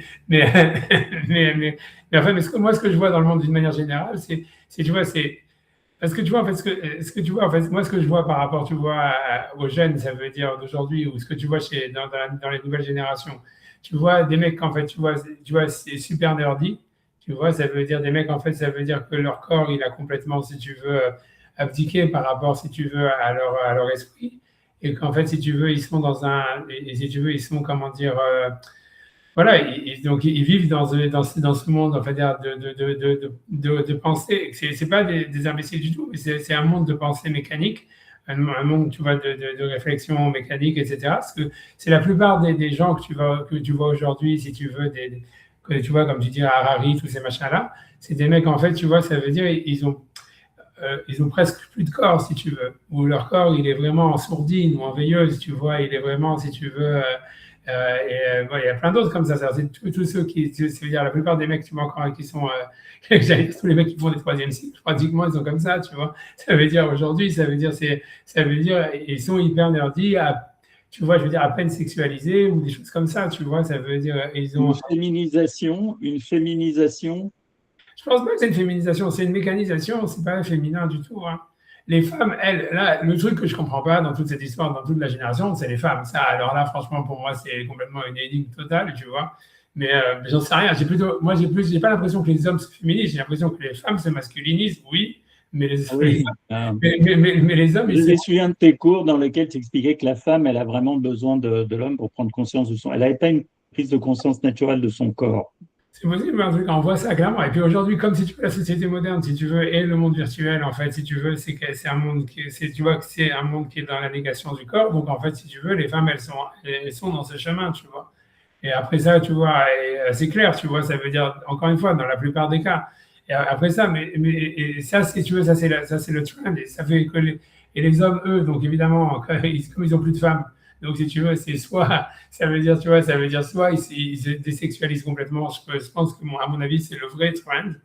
Ou bien, tu vois, bon, ils sont dans l'homosexualité, des choses comme ça, mais c'est des homosexualités très, très, tu vois, évanescentes, tu vois, c'est des sexualités très, très petites, en réalité, très, presque, tu vois, comment dire, je sais pas comment dire, de l'ordre du symbolique, quoi, etc. Mais la sexualité, pour moi, c'est encore un truc très secondaire. L'idée, c'est surtout que, tu vois, le corps, il est presque, tu vois, il est réduit au minimum, tu vois, ça devient vraiment... tu vois, voilà, voilà, une chose comme ça. Donc, ça, c'est ce que tu vois parmi. Après ça, tu as l'impression aussi qu'il y a quand même, il y a un monde, tu vois, ça veut dire, en fait, on n'est pas encore obligé, si tu veux, de rentrer dans le monde de la mécanique. Ça veut dire, je veux dire, dans le monde, voilà, de la pensée mécanique. Ça veut dire, si tu veux, ça, c'est ce que tu vois quand tu vas en France, tu vois, par rapport aux États-Unis. Ça veut dire, tu vois, la France, elle est restée, tu vois, elle a quand même une part de métiers qui sont, on va dire, restés à l'ancienne, si on veut dire ça, je sais pas comment dire, énorme, tu vois, ça veut dire, et si tu veux, c'est une bénédiction par rapport pour les, ça veut dire pour les Français, ça veut dire de ce côté-là, ça veut dire, ça leur permet de ne pas progresser, quoi, si tu veux. Et pourquoi pas, tu vois ce que je veux dire, et ça veut dire, non, mais c'est vrai. Ça veut dire, ça veut dire, tu vois, ça veut dire, ouais, voilà, tu vois, ça veut dire en tous les cas, d'aller plus lentement, en tous les cas, ou même de ne pas progresser. Mais ça reste une option possible. Maintenant, pendant combien de temps, j'en sais rien, tu vois. Mais ce qui est sûr, tu vois, ce que je veux dire, c'est que, ce qui est sûr, c'est que pas tout le monde, tu vois, peut devenir nerdy ou, tu vois, peut devenir comme ça, tu vois, la nouvelle génération, tu vois qu'il y a des jeunes, il y a des gens, tu vois, des jeunes qui ne peuvent pas s'adapter tu vois, à cette, on va dire, mécanisation, en fait, et de la pensée, etc., et de la minimisation du corps, etc., etc. Et c'est compliqué, tu vois, c'est pour ça que, moi, c'est ce que je vois, tu vois, après ça, tout ça, c'est pour ça, est-ce que ça va criser dans une guerre? J'en sais rien, tu vois, d'un autre côté, tu vois pas vraiment, tu vois pas vraiment, ni en Europe, ni aux États-Unis, etc., des gens capables de faire une guerre, tu vois. Tu vois ce que je veux dire? Ça veut dire, tant que c'est appuyer des boutons et des machins comme ça, tu vois, je veux dire, mais voilà, quoi, je veux dire, tu te dis, tu vois, ça veut dire, je me rappelle quand il y a eu des volontaires qui étaient venus de l'armée française quand il y a eu les trucs en Ukraine au début. Après le premier bombardement, la plupart, ils étaient revenus déjà à Paris, tu vois. Alors, c'est des militaires, comment dire, des militaires de métier. Parce que tu vois, il n'y avait pas ça, il n'y avait pas ça, il n'y avait pas ça, on n'avait pas de truc, on se faisait canarder. Tu vois, ça veut dire, tu n'as aucune notion de qu'est-ce que ça fait de la guerre, tu vois. Et ça veut dire. Donc, voilà, je veux dire, c'est pour ça d'un côté. Mais bon, I don't know. Mais ce qu'on voit, c'est clair qu'il y a ça. Mais je sais pas, tu vois, je sais pas. I don't know. J'en sais rien. C'est sûr que pour l'instant, si ça continue comme ça, c'est sûr que le vrai problème qu'il y a, le problème le plus facile à voir, c'est juste, tu vois, le fait qu'il y a plus de reproduction. Tu vois, ça veut dire, ça veut dire ça veut dire le monde, ça veut dire la jeunesse moderne, et ça veut dire mais tu vois, qui s'est hybridé avec, on va dire, la technologie, qui est devenue hyper mécanique, etc., et qui a une conscience du corps très, très lointaine ou presque inexistante. En fait, c'est sûr qu'elle n'a plus du tout de volonté de se reproduire. Ça veut dire c'est l'instinct de survie et de reproduction, ils ont disparu pratiquement, tu vois. Et tu vois, c'est pour ça, quand tu vois l'histoire, tu vois, c'est quand ils t'expliquent l'histoire de la discothèque là, qui a pris feu en Suisse et tout ça, où les mecs, tu vois, ils filmaient le truc sur leur téléphone en train de se faire brûler, et ils n'avaient pas de notion qu'il fallait essayer de partir, tu vois, mais c'est tout à fait normal aujourd'hui. Ça veut dire, ça veut dire, c'est vrai, ça veut dire l'instinct de survie, l'instinct de survie et l'instinct de reproduction. Aujourd'hui, ils sont pratiquement, ils n'existent plus, quoi. Ça veut dire, c'est quelque chose qui est en train de disparaître, si tu veux. Donc ça, c'est la première chose qui normalement ferait que tu vois que la race humaine, elle peut pas vraiment survivre sur le long terme à cause de ça, tu vois. Parce que ces instincts-là, c'est ce qu'on voit partout, tu vois. Donc ça va être déjà ça le premier problème. Alors au Japon, ils disent oui, on va faire des robots, on va faire ça, on peut vivre vieux et machin, etc., etc. C'est ce qu'ils disent aussi en France maintenant, hein, c'est la nouvelle doxa de dire ça. parce que tu vois, mais voilà quoi, je veux dire, tout ça, c'est comme je dis, J'ai souvent pensé que l'islam, c'était un peu ça l'idée, parce que on va dire, c'est une espèce de pensée circulaire comme ça, on te court-circuite, t'empêche de penser. C'est lié quand même à la notion d'unicité absolue de la divinité, donc qui fait que, on va dire, tu es quand même totalement absorbé, tu n'as pas de repère par rapport vraiment à ton humanité, mais malgré tout, l'excite, la façon de retrouver un peu son corps, c'est de mourir en djihad, quoi. C'est-à-dire, tu vois, c'est quand même, parce que c'est ça en fait, hein, si tu résumes beaucoup, voilà, ça m'a fait penser à ça par rapport à ton idée d'un Dieu, on va dire, avec des caractéristiques en fait qui te permet comme ça d'avoir des repères humains par rapport à son propre comportement, par rapport au monde, etc., qui te montre, c'est-à-dire, je me suis dit que bon, cette idée, on va dire d'un Dieu comme ça, absolument inaccessible, unique, etc. C'est bon, c'est les meilleurs représentants certainement l'islam, puisque le texte en lui-même, on va dire, c'est uniquement un espèce de mantra géant, quelque part. En tout cas, la façon dont il est étudié, on te demande d'annoncer, de répéter comme ça, si je comprends bien, etc. Donc, quelque part, on va dire, tu t'empêches un peu de penser par toi-même, mais bon, comme le corps prend sa revanche avec le djihad, quoi. Peut-être, c'est possible. Non. Ouais, mais en tout cas, mais c'est clair, c'est pas une solution pour mes. Mais le problème de tout ça, voilà, c'est en tout cas le problème du monde moderne. En tout cas, ce que je veux dire, ce qui est sûr en tous les cas, c'est, a priori, ce que je veux dire rapidement pour reprendre ce qu'on est en train de dire, tu vois, c'est que c'est l'effort qui donne le sens. Et c'est ce qu'en fait, tu vois, parce que c'est l'effort permet, en fait, normalement, quand il doit se donner, il te permet de reconnecter avec le réel. Le problème d'aujourd'hui, c'est que, la notion d'effort est difficile, et même, elle n'est pas vraiment reconnectant, elle ne te reconnecte pas avec le réel, parce que voilà, ça reste quelque chose, tu vois, ça veut dire, voilà, quel que soit l'effort dans lequel, c'est compliqué, tu peux de reconnecter cet effort avec le réel. Et c'est pour ça, après ça, tu vois, ça veut dire. Avant, il y avait, voilà, maintenant on a les robots. On va avoir encore plus. Les robots, ça date pas d'hier, hein, des machines à laver, des trucs qui ont supprimé des tonnes de tâches, des moissonneuses batteuses et tout ce que tu veux. C'est pas nouveau, l'histoire des robots. Et maintenant, il y a même au niveau de la pensée, maintenant, tu vas avoir on va te prendre ce domaine-là, si tu veux. On va te prendre ce domaine-là. C'est terrible, quoi. C'est terrible.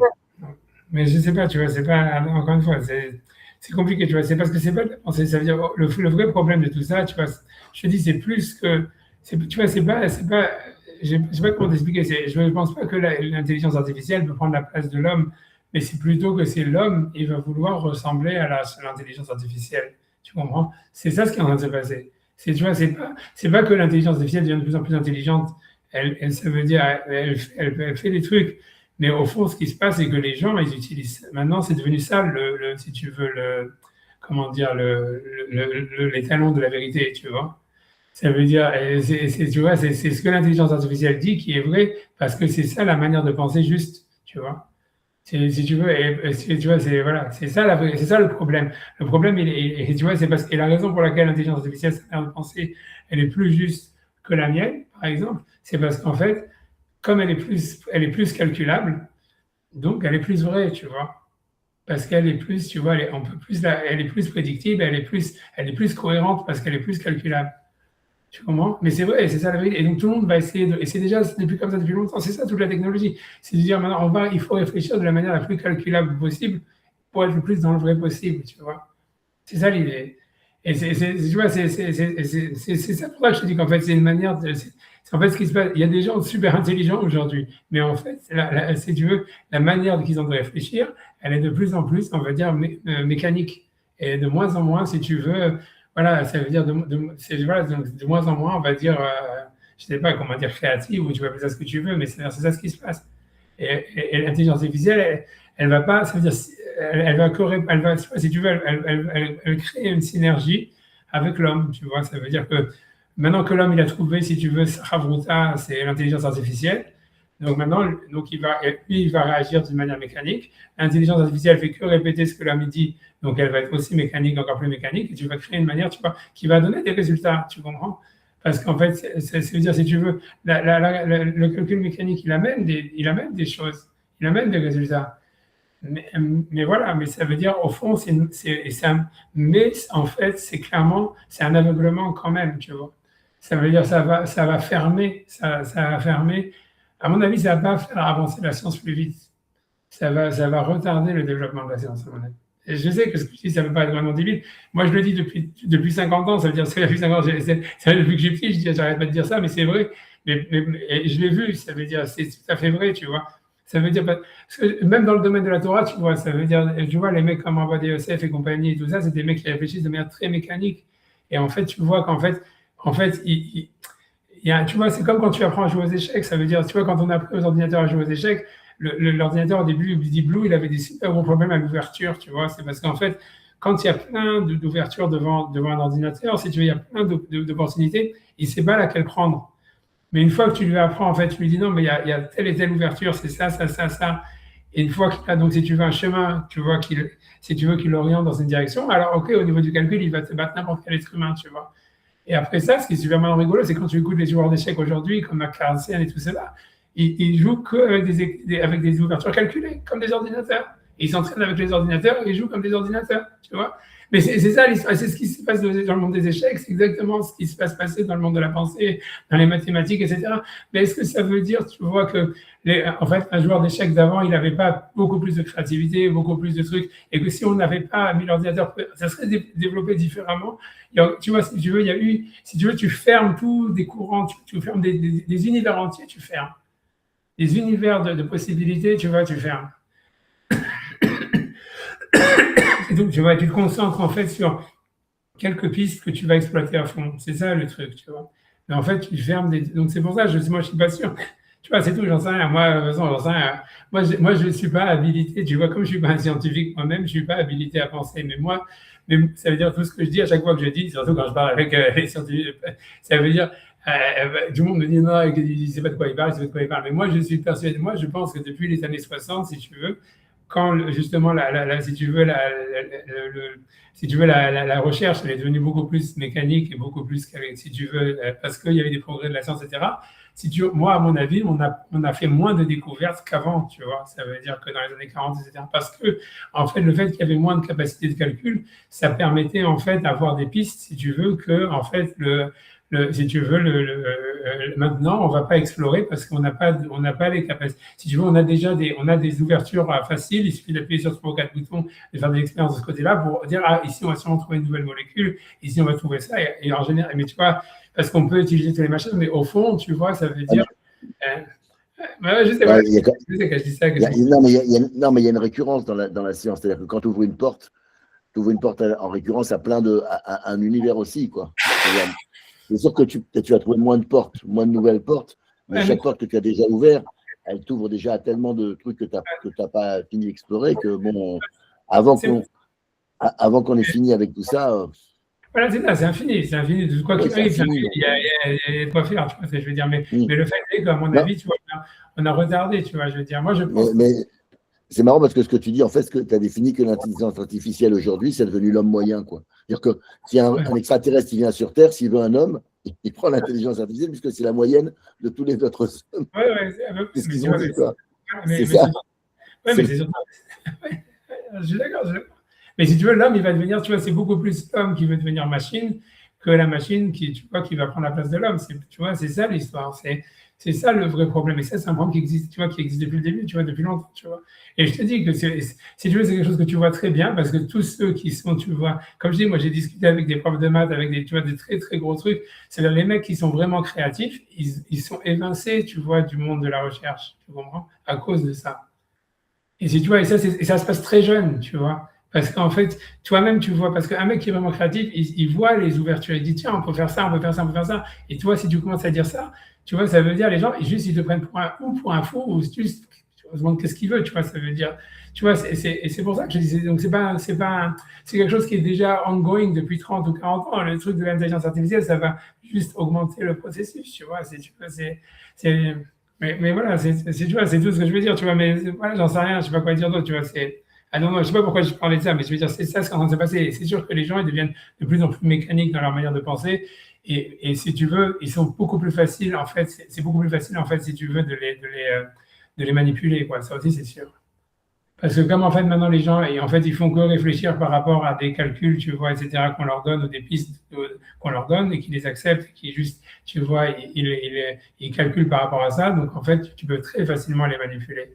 Parce que les données de base, grosso modo, ils les acceptent sans aucune critique. Et ça, tu le vois, et ça, c'est ce que tu vois chez tous les mecs super intelligents et tout ça, ils n'ont aucune critique sur les bases. Aucune. C'est hyper choquant. C'est hyper choquant. Et c'est des mecs qui ont des IQ de malades. Mais tu vois, et ça veut dire tu peux leur avaler, leur vendre n'importe quoi. Ça veut dire, tu vois, c'est ce qui se passe avec Mandani et tout ça. Tu vois, il y a plein d'intellectuels qui sont de son côté et tout ça. Alors qu'ils disent, le mec, c'est un fou, tu vois, mais voilà, juste, tu vois, ça veut dire ils avalent, tu vois, c'est tout. Parce qu'il a des bouquins, tu vois, sur les bouquins, ils se disent mathématiquement, ouais, si tu veux enlever les problèmes politiques, il suffit de faire ci, de faire ça, les théories, tu vois, super fumeuses, que tu vois qu'un enfant de 5 ans, il comprend que c'est n'importe quoi. Oui, mais tu vois, un enfant de 5 ans, oui, mais pas des mecs, tu vois, qui ont 40 000 PhD, tu comprends, parce qu'ils sont tellement formatés que à partir du moment où ça marche techniquement, tu vois, mécaniquement, ça fait sens, le calcul, il est bon, alors c'est bon, tu vois. Mais je te promets que c'est ça le problème de ce qui se passe. C'est pour ça, tu vois, c'est ça l'histoire. C'est un peu, c'est un petit peu ce qu'avait fait le fascisme déjà. C'est pour ça que tout ça, c'est très annonciateur du fascisme. Tu vois, c'est des théories qui fonctionnent très bien, mais qui sont complètement voilà, déconnectées du réel, tu vois, au fond. Bon, j'avance. Désolé de vous avoir saoulé avec ça. J'avais 5 ou 10 minutes, mais j'en sais rien, tu vois. C'est vous qui me demandez ça. Mais c'est vrai, en tout cas, la Mishnah, elle semble dire, et lui, c'est intéressant qu'il la cite, encore une fois, quand il est super rigolo, comme parce qu'il cite toujours des sources, tu vois, qui sont contre ce qu'il veut dire. Tu vois, en tous les cas, mais vraiment, il est vraiment comique, tu vois, c'est peut-être un sens de l'humour, tu vois, je sais pas. En tous les cas, donc lui, ici, c'est Mishnayot qui disent ouais, que le travail, normalement, a priori, c'est fait pour empêcher l'homme de faire des fautes. Et en fait, à mon avis, c'est parce que ça devrait le connecter au réel. Mais c'est vrai qu'aujourd'hui, je pense plus que c'est vraiment réel. Tu vois, c'est pas ce qui se passe. Aujourd'hui, je pense que tu vois, le travail, il est beaucoup plus corrompu. Il corrompt la personne. Parce que j'ai vu. Hein. C'est parce que tu vois, c'est tellement immoral, c'est tellement, tu vois, ça dépend des travaux. Évidemment, quelqu'un qui est médecin, c'est différent. Mais je veux dire, tu vois, ça veut dire dans le monde du travail normal où tout ce que tu apprends, c'est le plus tu mens, le plus tu es un salaud, le plus tu trahis, le plus tout ce que tu veux, le plus tu vas réussir. Il n'y a rien d'autre, tu vois. Et tout le reste, tous les soi-disant les trucs de coaching qui te font croire que c'est pas vrai, tu vois, c'est une manière d'enrober la pilule, de dire non, tu peux devenir un salaud, mais non, au contraire, tu deviens mesure pour mesure. Mais mesure pour mesure, ça ne marche pas, vous croyez? Ça veut dire quoi, mesure pour mesure? C'est-à-dire que tu trahis, on te trahit, tu voles, on te vole. C'est pas grave, à la fin, tu gagnes, tu comprends, ça veut dire l'histoire, c'est ça. C'est ça, en attendant. Tu voles plus, quoi. Voilà, c'est pendant 5 ans, pendant 3 ans, tu t'es fait tomber, tu vois, et après tu pars, et après hop, tu vas faire ça ailleurs, et c'est ainsi de suite, tu vois, c'est comme ça aujourd'hui. D'accord. Le principal, c'est de rester sur le court terme au maximum.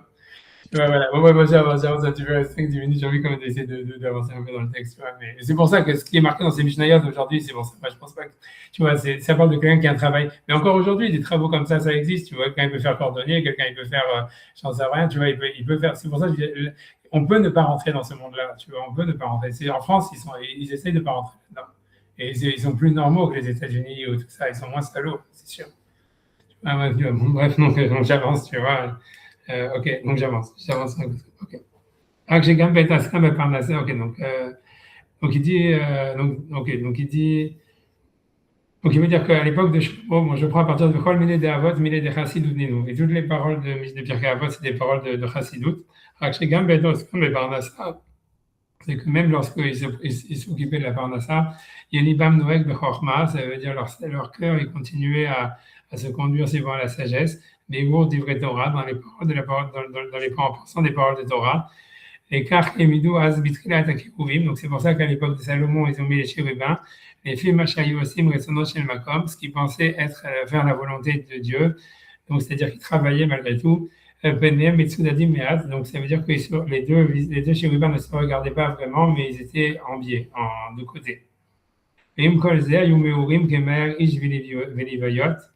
malgré tout, ils étaient donc enlacés, on va dire, comme je vous dis, quand le sens, ça veut dire réalité en pénétration, comme un homme avec sa compagne ou son compagne. les Fanim Shel Riba, avec un visage d'amour, la Hot Ribato Idbarach Etzlenu, pour voir à quel point Hachem nous aimait, chez Zekaretsuno Idbarach, parce que c'est ça le principal de sa volonté, qu'il soit béni. Ok, Rabbi Ishmael, il pense comme Rabbi Ishmael. Uman de Amar Shegam Bikru Veshlomo et Medum Terila Lefi Mashaï Osim Rezono Shen Makom Benehem Michel Achiv Mamash Sauveur Rabbi Shimon Bar Yochai. Ça veut dire, et celui qui pense qu'à l'époque de Salomon aussi ils ont mis les chérubins face à face, c'est parce que voilà, c'est parce qu'ils pensent comme Rabbi Shimon Bar Yochai que toujours il faut toujours étudier quoi qu'il arrive, quelque chose comme ça. Ok, donc mais bon, j'avance, tu vois. En fait, la parenthèse, c'est parce qu'il a vu que lui-même, il s'est embrouillé dans son calcul. Ça veut dire, en réalité, dans la Gemara, si tu veux, tout le monde est d'accord que les chérubins de Moshe, ils étaient face à face. Et toute la discussion, et en ce qui concerne les chérubins de Shlomo, est-ce qu'ils étaient face à face ou de biais, tu vois. Mais en fait, c'est pour ça. Donc, je pense qu'il a rajouté la parenthèse après parce qu'il a voulu, si tu veux, dire, ah, non, je me suis planté dans la Gemara. Ouais, ça m'arrive à moi aussi. Donc, tu vois, c'est pour ça que je vois d'où il vient. Tu vois, tu vois, c'est les erreurs de calcul qu'on essaie de rétablir avec une parenthèse. Tu vois, ok, tu vois, oui. Ok, j'avance, tu vois. Le Khamra a caté Lama Otsekou, la Michne Kerubim et Tsudadim. Donc, il dit, en fait, pourquoi donc en fait ils ont mis les deux chérubins, ça veut dire de biais. Allo Akeru Vaïchat, Jéramaz Alav Idbar Shemo, ça veut dire le chérubin qui normalement représentait Dieu lui-même. Ephraim Lamido Yachar Mamash, lui ne devrait pas être de biais puisque lui regarde l'homme, quoi qu'il arrive, toujours face à face. Et ça, c'est la question. C'est bon, c'est clair la question qu'il demande. Il dit Omnam, donc cependant, Aïnian, comment j'ai katavnu.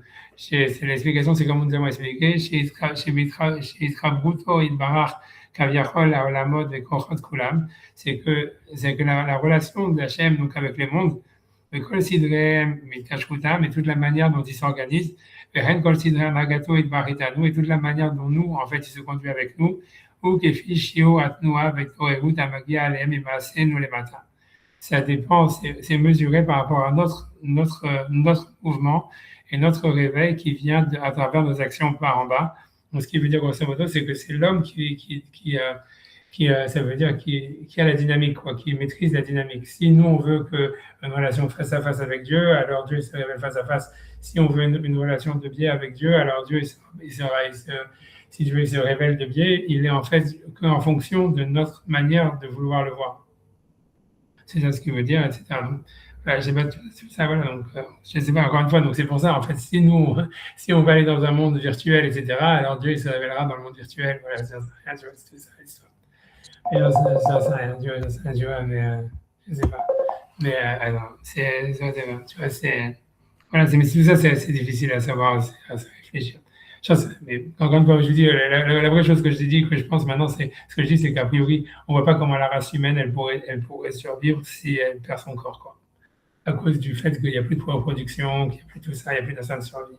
Et à terme, tu vois, à terme, on ne voit pas comment ça peut, tu vois, parce que voilà, c'est comme l'expérience des rats, quoi. Ok, on va avoir une population vieillissante, et puis à la fin, la population vieillissante, elle disparaît, et puis c'est tout, tu vois.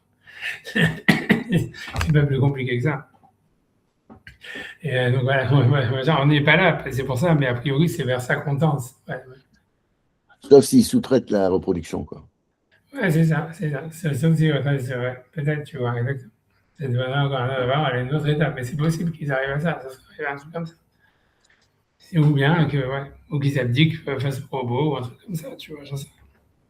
Tu vois, c'est tout ça, mais c'est sûr qu'en tout cas, c'est la réalité, elle est là. Ça veut dire que l'instinct de survie de reproduction, il disparaît. Et ça, voilà, c'est tout. Voilà, donc voilà, moi, j'avance, je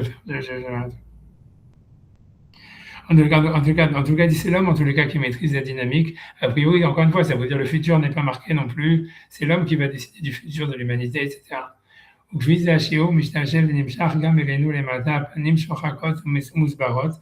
Et donc, suivant donc notre propre comportement, donc on fait descendre et on fait enchaîner vers nous, donc soit donc un visage souriant et compréhensif. La reine Gamakrouv chez Ramaz et Lavid Bar Shemo, et ainsi donc le Kirouv qui est une allusion à Dieu lui-même. Ayugam Ken Sekim Lamido Mitsudat Mead, donc il fallait lui aussi le mettre d'une manière orientée un peu. qui fichu aura c'est nous chez la croupe, chez Romez et nous, comme la même mesure que le chérubin qui représentait Israël, chez la Romez et nous, comme à Tam de cette raison. Ok, j'avance, tu vois. Valpisé Yuvan Mamaram, donc je fais la gare. Il va Valpisé Yuvan Mamaram Zal Beknet des Shabbat, Amar j'ai plus Raphaïm, j'ai plus je sais pas, c'est Raframa Bar, Trinena, sûrement un truc comme ça. Maï dictive, quel est le sens du verset? Ketapour Basa Yahar. La manim chez nous, Israël est à pouvoir, comme une pomme comme un pommier dans les arbres, dans les forêts, dans les arbres de la forêt. Pourquoi Israël ressemble à un pommier? Et Israël est à pouvoir. Dans ces versets, en fait, c'est pas Israël qui ressemble à un pommier et la Kadosh Baruch Hu, mais à Kadosh Baruch Hu, que des Messayem Kendodi Ben Avadim, puisque le verset dit ainsi est mon chéri parmi les garçons. Sinon, ce que j'ai dit, s'explique comme parler d'Hachem, qui arrache Israël et Zigou, Imshilou, Idbar, Shemo, Bedimion, Atapouar. C'est qu'à partir du moment où le peuple d'Israël, lui, il perçoit Hachem comme le premier, Badaï ou Mechamat Israël, Imshalim, Mundamim, Kimasem, Yantapouar, ça veut dire qu'eux aussi ils ressemblent à un pommier. De la même manière que nous, on se fait voir devant Hachem, car ainsi il se révèle au monde, de cette même manière, Vashir Mamash, et cette mesure exactement. Et quand Joël faisait d'avoir Benyan et Damou, Benimshelo Israël, Maasem, Aretrim et Tabouar, c'est pour ça que la Gemara demande pourquoi le peuple d'Israël ressemble à un pommier. Bien que le verset, il fait que c'est Israël qui compare Hachem au pommier, mais ça veut dire qu'eux-mêmes, ils ressemblent à un pommier. Hachem Alidézé, c'est Gouid Barak, Shemo, Kiyan Tabouar, comme ils l'ont en fait ressenti eux-mêmes comme un pommier. Ok. Bon, j'avance. La reine Betkiat Yamsouf, j'essaie de finir le chapitre. La reine Betkiat Yamsouf, au moment de l'ouverture de la mer Rouge, Amarou Idbarak et Moshe, il a dit à Moshe, Matisak Elai, Daber Ben Israël, Ben Isaou. Donc il lui a dit, pourquoi est-ce que tu cries vers moi, parle aux enfants d'Israël et ils vont bouger, et qu'ils bougent. C'est normal des Bidinout Yamilta, que tout dépend en fait des Juifs eux-mêmes. Chez Memayou, Betokef, Aïmouna, Babitaron, que si eux, ils ont la foi que la mer va s'ouvrir ou qu'ils vont être sauvés, alors Benasso et Layam, et qu'ils vont eux-mêmes dans la mer, Samouk Liban Loyera, sans qu'ils aient peur. Donc, Sem Bitronam, Shivada Ikare Alifnem, par le fait même qu'ils sont confiants que la mer va s'ouvrir devant eux, Azigremo et des Toreout les Malas, automatiquement ça va amener un réveil en haut, chez Yaselaem Anes, Veikare Alifnem, que le miracle va arriver, mais c'est parce que nous on veut le miracle arrive, Hachem il fait que répondre au comportement des enfants d'Israël. Donc à la fin, il dit, je vais finir avec ça. C'est ce qui dit le verset aux chevaux de Pharaon, je t'ai fait ressembler ma chérie. Comme dans les chevaux de Pharaon, que c'était le contraire de l'habitude du monde. Que normalement, c'est la personne qui est sur le char qui conduit le cheval. Mais dans l'armée de Pharaon, c'est les chevaux qui les ont conduits vers la mer, et eux, ils ne pouvaient pas revenir en arrière, comme nos maîtres nous ont dit. Donc c'est ainsi qu'Hachem dit au peuple d'Israël, vous ressemblez à ça, ça veut dire que ce n'est pas moi qui vous conduis, c'est vous qui conduisez moi. Donc sur la Merkava, c'est les chevaux qui conduisent le conducteur, et Hachem, il fait que répondre à la direction des chevaux, qui sont les actions des hommes. Donc ainsi je t'ai fait ressembler, si tu veux, de cette manière-là vraiment. Que bien que c'est moi qui chevauche les haravot, ça veut dire normalement les saules, ou peu importe ce que ça veut dire, ou les plaines. C'est vraiment c'est toi, l'Assemblée d'Israël, qui me conduit à l'idée Massaïr par tes actions. Parce que la manière que j'ai de m'unifier avec le monde,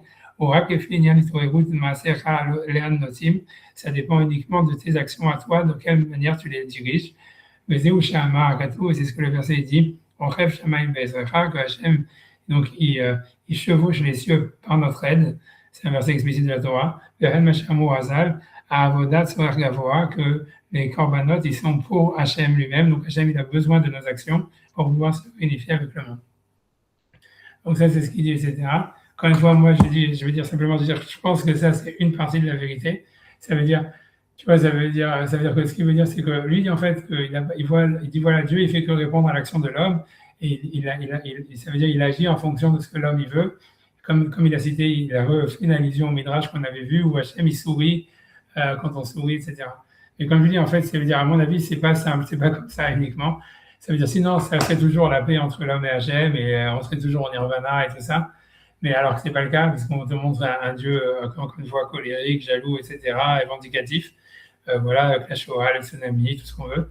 Et tu vois, l'idée, c'est qu'en fait, encore une fois, c'est double. C'est, à mon avis, c'est l'homme et Israël, ils ont un rapport, en fait, BDSM. Ça veut dire le côté, en fait, submissif. C'est le côté, comme j'ai dit, le côté, en fait, où on copie, le côté, c'est le désir mimétique. Ça veut dire, en fait, la mimétisme, il y a une relation mimétique entre le peuple Israël et Hachem, ou entre Hachem et Israël. C'est le côté mimétique, un peu comme j'ai décrit avec l'intelligence artificielle, où il y a une sorte de désir mimétique de l'homme d'être une intelligence artificielle et l'intelligence artificielle d'être un homme, etc. Mais à part ça, en fait, ça veut dire, et ça c'est ce qui est décrit ici, mais il n'y a pas que ça. Il y a aussi une volonté de s'opposer, tu vois. En fait, c'est la volonté, c'est le désir, en fait, de domination. Ça veut dire que Israël veut dominer, Israël veut dominer Hachem, comme on voit dans le nom de Israël, qui veut dire celui qui domine Dieu. Et d'un autre côté, Dieu veut dominer Israël. Et en fait, donc ce rapport, en fait, c'est pour ça que c'est un rapport ambivalent. Sinon, ça serait trop simple si c'était comme il décrivait. En fait, c'est un rapport de force et c'est un rapport en réalité d'équilibre. Tu vois, ça veut dire il y a un équilibre à trouver dans ce rapport de force. Tu vois, c'est pas juste c'est nous, le cheval, l'amour et machin, blablabla. Tu vois, c'est qu'un aspect du truc, ça, c'est ce que je voulais dire. Sinon, ça serait trop facile. Tu vois, voilà, c'est tout. Ça veut dire, voilà. Justement, parce que s'il décrit comme lui décrit, il dit voilà, il suffit d'aller étudier la yeshiva et la parnassa, elle va venir, tu vois, et il n'y a aucun problème, tu vois. Alors pourquoi il y a des problèmes? Tu vois, puisque Hachem, il fait que suivre la volonté que l'homme, il a choisie. C'est parce que voilà, c'est un rapport de force. C'est-à-dire, oui, mais non, tu vois.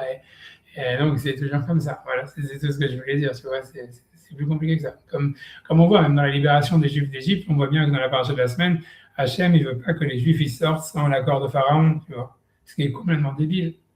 Mais tu vois, mais c'est parce qu'en fait, tu vois, c'est parce que voilà, Hachem, il a un côté BDSM, tu vois. Ça veut dire, je ne vais pas vous libérer comme ça, et tout ça, etc. Non, il faut que truc, tu vois, ça veut dire, je vous libère, oui, mais tu vois, c'est pas si simple, tu vois. Et moi, les Juifs, ils l'ont bien vendu, tu vois, après ça.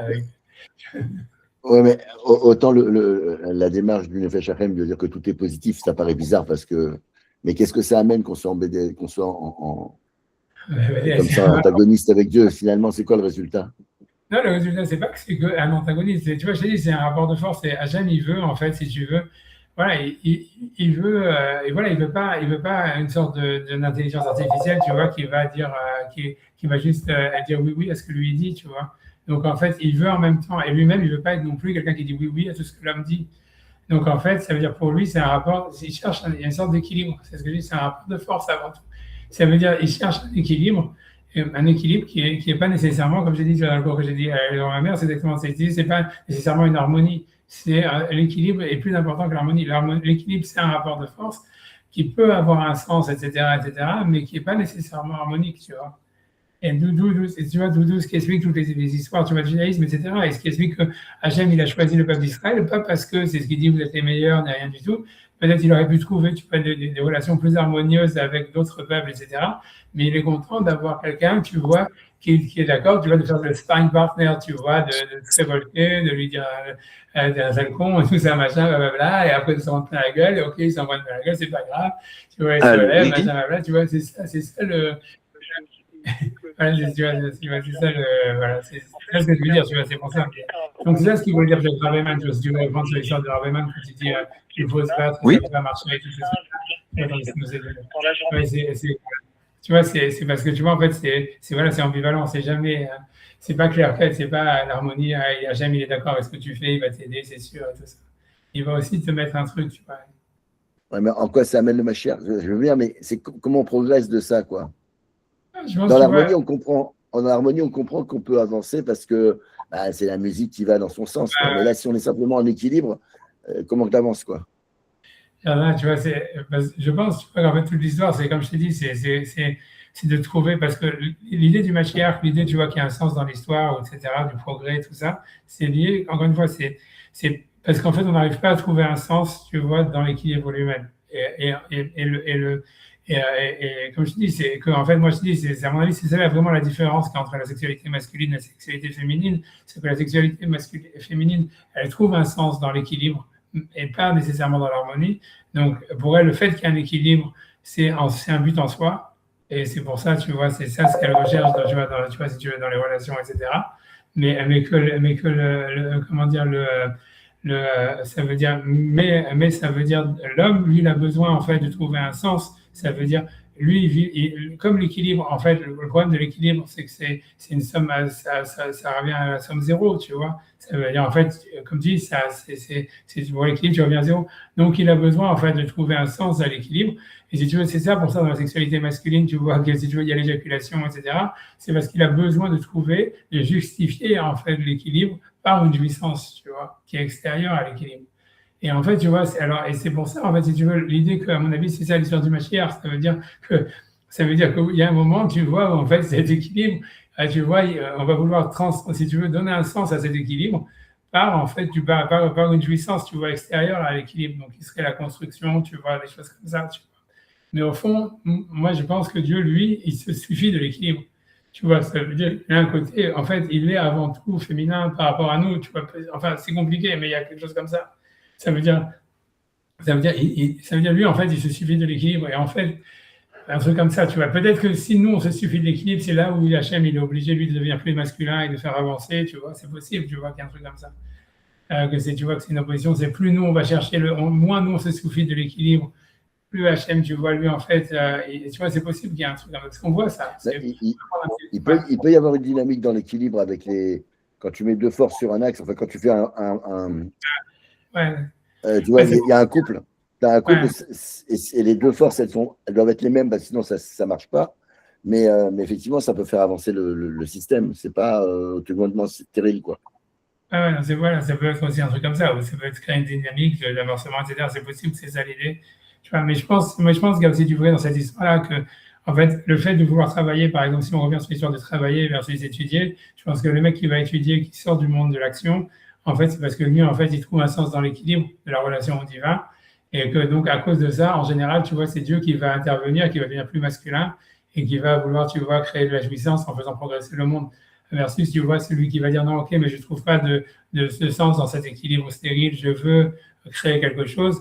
Ok, alors c'est là où tu vas mettre Dieu, on va dire, une situation plus féminine, où lui, il va être moins, ça veut dire, il va pas nécessairement participer, peut-être, tu vois, à ce sens qu'on voudrait donner, tu vois. D'où l'idée, tu vois, je pense que tu vois que toute cette histoire de dire que oui, non, ceux qui étudient la Torah, qui font les prières, c'est eux qui font vraiment avancer le monde, etc. Parce qu'en fait, d'une certaine manière, tu vois, pour motiver Dieu, en fait, à agir, en fait, il faut, en fait, tu vas prendre à adopter peut-être, tu vois, un comportement plus féminin qui est celui de l'étude, tu vois, de se couper, tu vois, de se sortir du progrès, de la réalité, etc. Moi, de mon côté, moi, j'ai vu ça. J'ai vu qu'à chaque fois que j'essaie de faire des choses, ça a toujours été, on va dire, contre-productif, si tu veux. Et alors que quand le moins t'en fais, tu vois, c'est là où le plus, tu vois, Dieu, il intervient, tu vois. Donc j'en sais rien, tu vois, il doit y avoir quelque chose comme ça dans cette histoire-là, tu vois. Il y a un truc qui est marrant, c'est que tu es persuadé que étudier, c'est pas travailler, alors que pour nous, c'est plus difficile d'étudier que de travailler. En tout cas, moi, ça me demande plus d'énergie et de concentration que de travailler, quoi. Je veux dire, c'est tellement... Il y avait un type, tu vois, qui était dans les sports de Moshe Weinstein, tout ça, etc., et qui étudiait et tout ça, et travaillait aussi. Et il m'a demandé, mais c'est quoi ce qui est plus dur, c'est d'étudier ou de travailler? Il a dit non, c'est plus dur de travailler.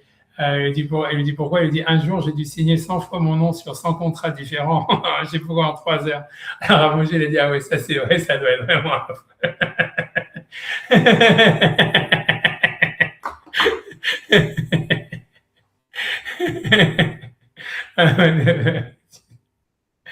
Je vais vous laisser parce que j'arrête pas de recevoir des appels là, de tout le monde qui veut dire, voilà, on a fini le chapitre. Voilà, on aurait pu garder pour la créative souffle du chapitre d'après, mais bon, voilà, on va résister sur cette histoire. Ouais, moi, je voulais savoir que Shabbat Shalom et que des bonnes choses. Shabbat Shalom, Koltou. Shalom, merci. à vous.